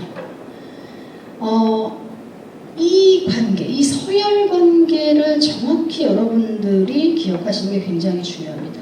그 다음에요, 여기 또 확장을 하면요, 여러분들이 한 명만 낳지 않고 둘, 셋 낳았어요. 자, 형제 관계의 서열을 정해주는 거 중요합니까? 중요하지 않습니까? 굉장히 중요합니다. 그래서 나중에 문제가 생긴 그런 가정들을 보면 이 서열 관계가 없어요. 대부분 요즘에 자녀가 부모 위에 올라가 있는 경우 많아요? 많지 않아요? 많아요. 이 서열 관계를 반드시 여러분들이 기억을 하시면 좋겠습니다. 자, 그래서 부모는 부모 위에 누가 있어요? 하나님이 계시다는 것을 여러분들이 반드시 기억을 하셔야 합니다. 그래서 우리는 누구냐? 하나님께 속하는, 자, 누구의 자녀냐면 1차적으로는 하나님의 자녀예요. 하나님의 자녀를 맡아서 양육하는 대리자로서의 자기 이해를 반드시 가져야 합니다. 자, 그 다음에 영유아기에 있어서 신앙교육은 어떻게 되어야 할까라고 했을 때 사실 이 부분이 너무 중요합니다. 습관 형성. 많은 학자들이, 제가 요즘에 가장 관심을 갖고 있는 주제가, 키워드가 사실은 습관이에요. 고대 철학자인 플라톤 혹시 아시죠? 플라톤이 이런 얘기를 했습니다. 자, 습관이요, 습관으로 끝나는 경우는 드물다. 습관이 어떻게 되는지 아세요? 자기 진화를 거듭해요. 그래서 어떻게 되느냐면 본능이 됩니다. 무섭지 않으세요? 습관이 자기 진화를 거듭해서 본능이 된다라는 말을 했어요. 여러분들도 아마 저도 마찬가지인데요. 만약에 내가 참 오늘은 기독교인으로서 해서는 안 될 말 여러 번 하는데, 다시 태어난다면 자녀를 다시 교육할 수 있다면 어떤 부분에 더 초점을 맞추시겠어요? 라고 하면 저는 뭘까요? 보다 더 좋은 습관을 만들어주는 거. 이 습관을 만드는데, 이 습관을 만들기 위해서 영유아기는 그래요. 성경을 반드시 함께 읽어주세요. 그림책 다 읽어주시죠? 성경도 반드시 함께 읽어주셔야 합니다. 그 다음에 뭐 하셔야 돼요? 기도하셔야 돼요. 기도. 그 다음에 하나님 중심으로 대화를 하셔야 합니다. 자, 기도해야 된다라는 것도 여러분, 기쁠 때도 기도해야 되고요, 슬플 때도 기도해야 되고, 힘들 때도 기도해야 되고, 감사할 때도 기도해야 돼요. 여행 가기 전에도 기도해야 돼요. 저희 아이는, 큰아이는 대학생 때, 지금 이제 훨씬 더 나이가 20대 중반이에요. 대학 때 한창 막 여행에 미쳐서 돌아다니더라고요. 그러면 제가 아침에 이렇게 일어나면은 새벽 5시인데도 애가 없어요. 얘 어디 갔지? 전화하면은 너 어디니? 저 지금 일본에 있어요. 막 이래. 새벽 막 뭐 이렇게 하고 간 거예요. 몰랐어요. 근데 저희 아이가 그렇게 여행을 되게 좋아했는데 이 아이가 반드시 하는 게 있어요. 뭐냐면 저한테는 아니고 아빠한테 전화합니다. 여행 가기 전에, 그러니까 출발하기 전에 집에서 기도를 갖고 가면 가장 좋고요. 이런 때처럼 이렇게 못 보는 경우에는 공항에 가서 전화합니다. 아빠 기도해 주세요. 아버님들이 몇 분 계신데 여러분들 정말 자녀를 위해서 기도해 주셔야 됩니다. 아까도 제가 경건한 말과 태도라고 이야기했는데 이거를 습관적으로 하셔야 돼요. 뭘 한다? 저희 휴가 가기 전에, 물론 죄송합니다, 목사이니까 어쩔 수 없을 것 같긴 한데요, 목사라고 다 하는 거 아니에요. 여행 가기 전에, 휴가 가기 전에 저희 항상 거실에서 다 이제 짐 싸들고 나가기 전에 앉아서 반드시 기도하고 나갑니다. 이 기도가 이렇게 생활화됐어요. 그래서 여러분들이 이게 습관이라고 하는 것이, 특별히 지금 기독교 교육이 아니어도요, 일반적으로 많은 학자들, 로크, 루소, 호미니우스, 그 다음에 현대 학자들도 정말 중요하게 생각하는 것이 이 습관을 잘 형성시키는 것입니다. 그러니까 이러한 습관을 형성시키려면 사실은 부모와 자녀 관계가 어떤 위치여야 할까요?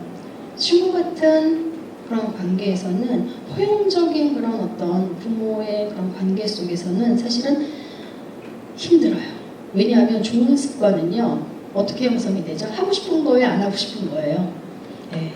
자신의 욕구를 거슬러야만 좋은 습관을 가질 수 있습니다. 안 그러면 그냥 내버려 두면 나쁜 습관을 가질 수밖에 없어요. 그러니까 좋은 습관을 갖게 하려고 하다 보니까 사실은 이겨내야 되는 거예요. 의지를 가지고 해내야 되고 그게 부모의 권위가 없으면 사실은 쉽지 않다는 거예요. 그리고 하나님 중심으로 대화를 하시라는 것도 말씀을 드리고 싶습니다. 이건 뭐냐면 지금 내 삶에 하나님이 어떤 일을 하셨을까를 같이 이야기하는 거예요. 저희 작은 아이가 중학생인데 이제 시험을 봤어요. 근데 이렇게 얘기하는 거예요. 엄마, 하나님이 나를 도와주셨어요. 어떻게 도와주셨어? 찍은 게 다 맞았어요. 찍은 게 다 맞았어요. 물론 저는 거기에 야, 하나님 널 도와주셨구나 라고 무턱대고 얘기하지 않습니다. 올바르게 해석을 해주는 게 필요해요.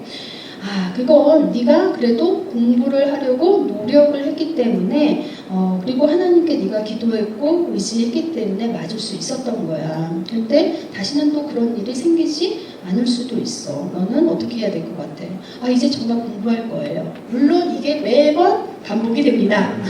그러나 그럼에도 불구하고 아이의 어떤 그 사고 속에 저희 아들 같은 경우는 뭐든지 간에 그게 하나님 중심으로 사고하는 게 습관화되어 있어요. 반드시 여러분 영유아기 때의 이 습관이 결국은 어떻게 되냐면 중고등학교로 혹은 청년으로 성인으로 나아가는 것입니다. 그래서 조금 낯선 말일 수 있어요. 신앙이 습관이 되게 하세요.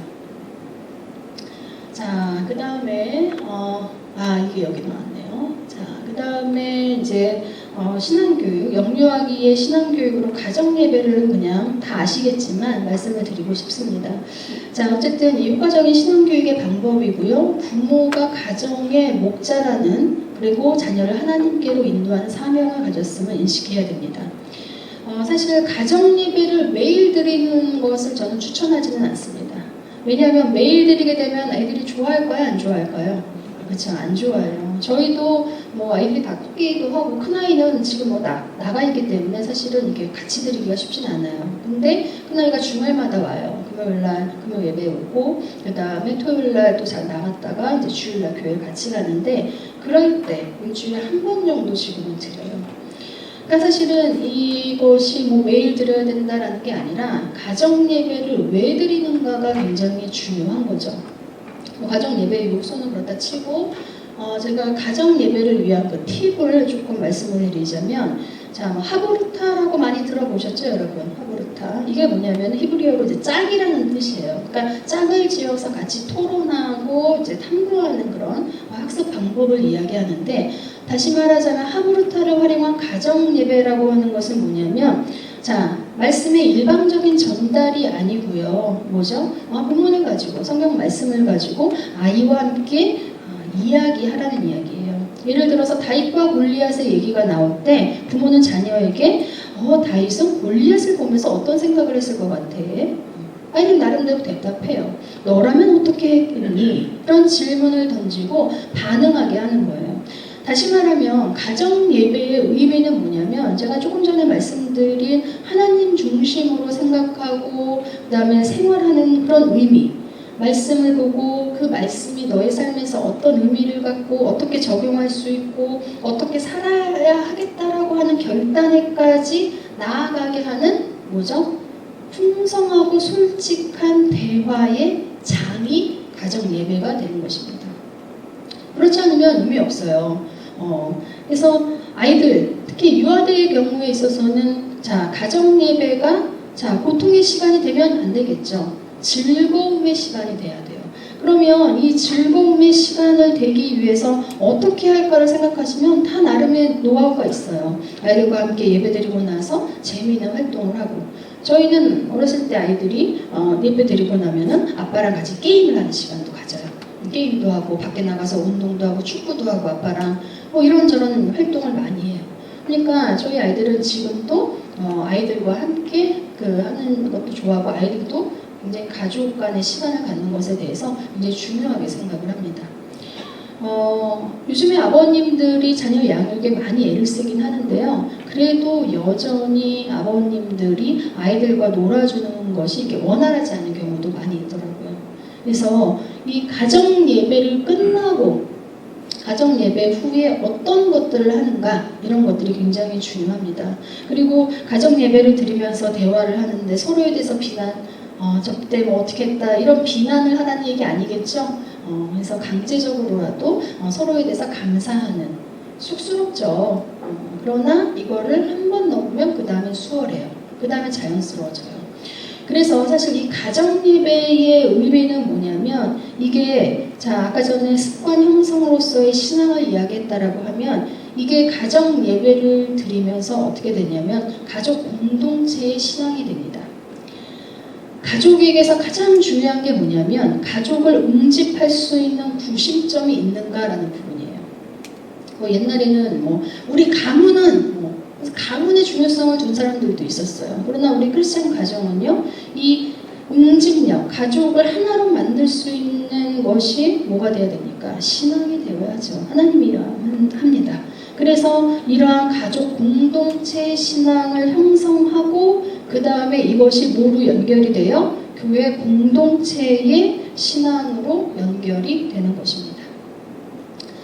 자, 마지막으로 시간에 맞출 것 같아요. 마지막으로 성경적 훈육에 대해서 말씀을 드리고 싶습니다. 사실은 영유아기 그 부모들을 만나면 항상 요 질문을 많이 해요. 어떻게 아이를 훈육하면 좋을까요? 어떤 엄마는 저한테 이런 얘기해요. 아이를 저는 훈육하고 싶은데 자꾸 혼내게 돼요. 혼내는 것과 훈육의 차이가 무엇입니까? 이런 얘기해요. 자, 혼내는 것과 훈육의 가장 큰 차이가 뭔지 아세요? 뭘까요? 감정이 들어가고 들어가지 않고입니다. 훈육할 때는 감정을 가지지 않으려고 해야 돼요. 근데 부모도 사람이잖아요. 어떻게 감정을 안 가질 수가 있어요. 그래서 감정을 안 갖도록 하는 그 장치가 뭐냐라고 했을 때 누구를 생각해야 돼요? 하나님을 생각해야 되고요. 훈육의 목적에 대해서 생각을 해야 돼요. 혼내는 건요, 내 감정을 폭발시키는 거예요. 어떤 만 5세 여자아이가 저한테 이렇게 얘기해요. 엄마가 저를 혼낼 때는요, 엄마 머리에서 괴물이 나와요. 아우, 표현력이 제가 놀랐어요. 맞아요. 여기서 괴물이 퐁하고 나온대요.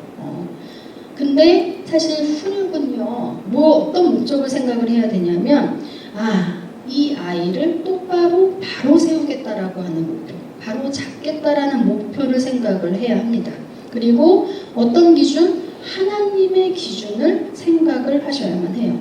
기준 아까도 계속 이야기하는데요. 옳고 기름의 기준입니다. 요즘 포스트 모더니즘의 시대예요. 포스트 모더니즘의 시대의 특징이 뭔지 아세요, 여러분? 기준이 없다는 것입니다. 남자 여자의 기준이 없어지잖아요. 기준이 없어져요. 우리는 기준을 세워야 합니다. 뭘 근거로? 하나님의 말씀을 근거로. 자, 절차를 말씀드리도록 하겠습니다. 자, 일단은 사적으로 이야기할 수 있는 독립된 공간으로, 그러니까 다시 말하면 형제가 있을 경우에요. 혹은 교회학교 선생님도 만약에 어떤 아이에 대해서 훈육을 가장 안 하는 게 좋겠지만 아이에게 무엇인가 얘기하고 싶다. 아이의 프라이버시를 존중해 주셔야 합니다. 가정에서도 마찬가지예요. 자존감을 지켜주시는 게 필요하고, 그 다음에 이 부분 굉장히 이제 교사나 그다음에 부모들이 흔히 범하는 실수예요. 자, 유아들로 하여금 무엇을 했고 하지 않았는지를 자신의 입으로 말하게 하셔야 됩니다. 대부분 부모들은 어떻게 하죠? 너 왜 이렇게 했어? 너 이렇게 하지 말라고 했잖아. 누가 말해요? 엄마가 말해요. 근데 그게 아니라 아이들로 하여금 말하게 하셔야 됩니다. 내가 무엇을 했고 무엇을 하지 않았는지. 친구를 때렸어요. 친구에게 말로 하지 않았어요. 너무 어리면 엄마가 이렇게 말하도록 따라하게 할 수도 있습니다. 그 다음에 잘못된 행동의 의미를 깨닫게 하고 다른 사람의 입장을 보게 하는 것이 굉장히 중요합니다. 자, 성인이요. 그러니까 다시 말하면 어떤 질문을 잘 던져야 돼요. 왜 친구에게 말로 먼저 말하지 않고 바로 때렸니? 자, 이런 질문을 하면 아이는 생각합니다. 생각하게 해주셔야 돼요.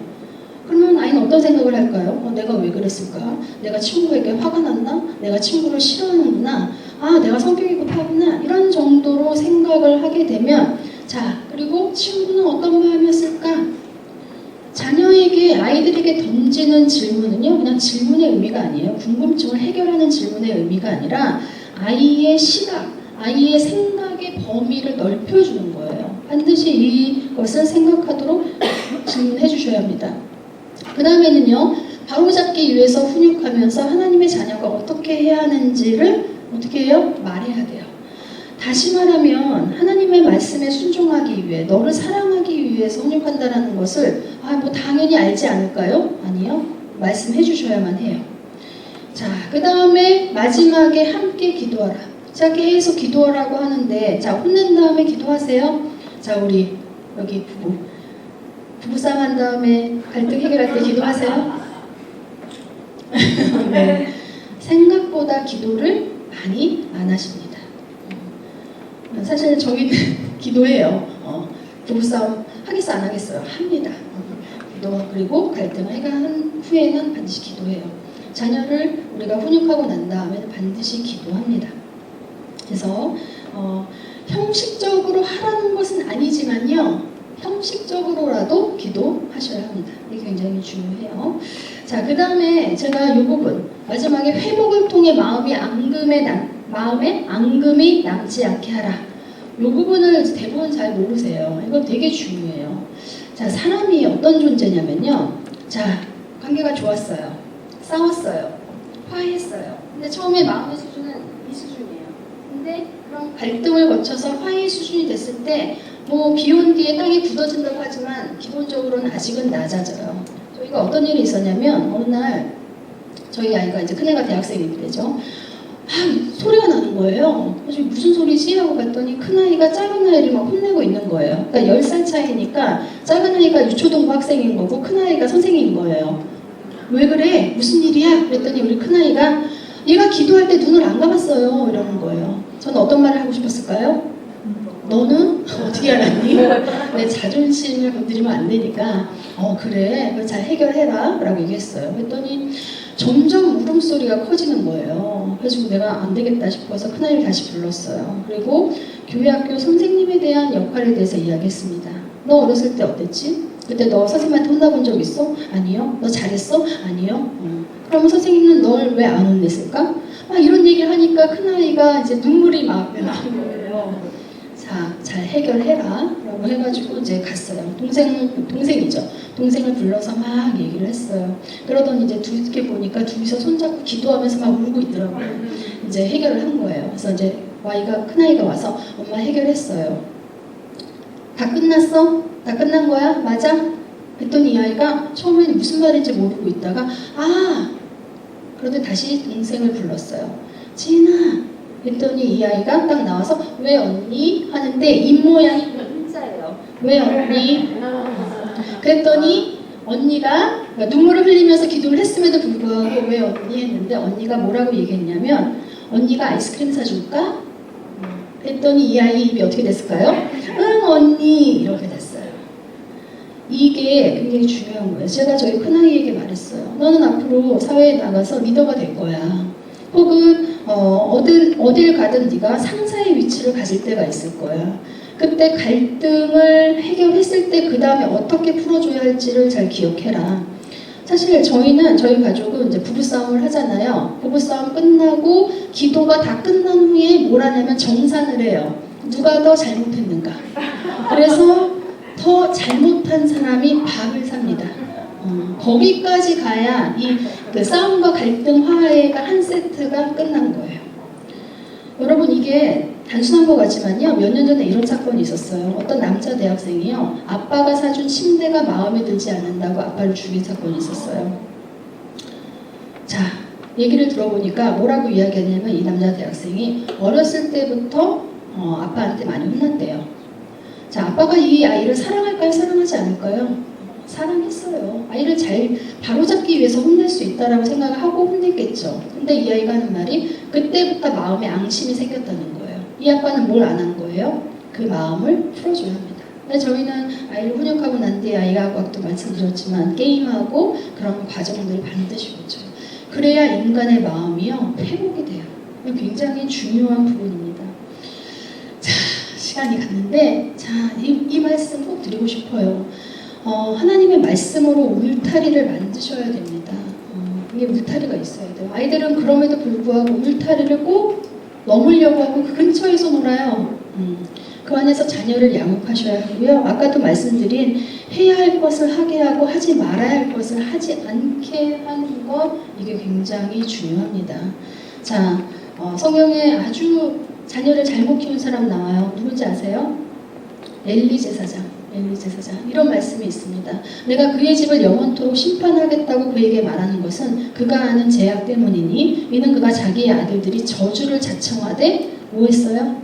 금하지 않았습니다. 해야 할 것을 하게 하고 하지 말아야 할 것을 하지 않게 해 주십시오. 자, 이거는 일단 넘어가고 마지막으로 결론을 내리자면, 자, 여러분들 교회학교 교사로서 어린 영아 그리고 유치원 아이들을 돌보는 거, 가르치는 거 주의 일입니까 아닙니까? 주의 일이죠. 부모로서 자녀를 키우는 거 주의 일입니까 아닙니까? 주의 일입니다. 우리 한번 이 말씀 다 같이 읽어보도록 하겠습니다. 시작. 그러므로 내 사랑하는 형제들아, 견실하며 흔들리지 말고 항상 주의 일에 더욱 힘쓰는 자들이 되라. 이는 너희 수고가 주 안에서 헛되지 않은 줄 압니다. 네, 저는 꼭 그런 얘기합니다. 부모가 자녀를 키우면서 어떻게 해야 될까? 하나님을 의지하는 법을 배워야 합니다. 그러면 부모는 자녀들에게 무엇을 가르쳐야 할까요? 하나님을 의지하는 법을 가르치셔야 합니다. 이거 외에는 없어요. 그래서 정말 여러분들이 정말 주의 일에 애쓰는 그런 자들 되시고 나중에 칭찬받는 우리 공주중앙장로교회 성도들 되시기를 제가 또 기도하겠습니다. 감사합니다.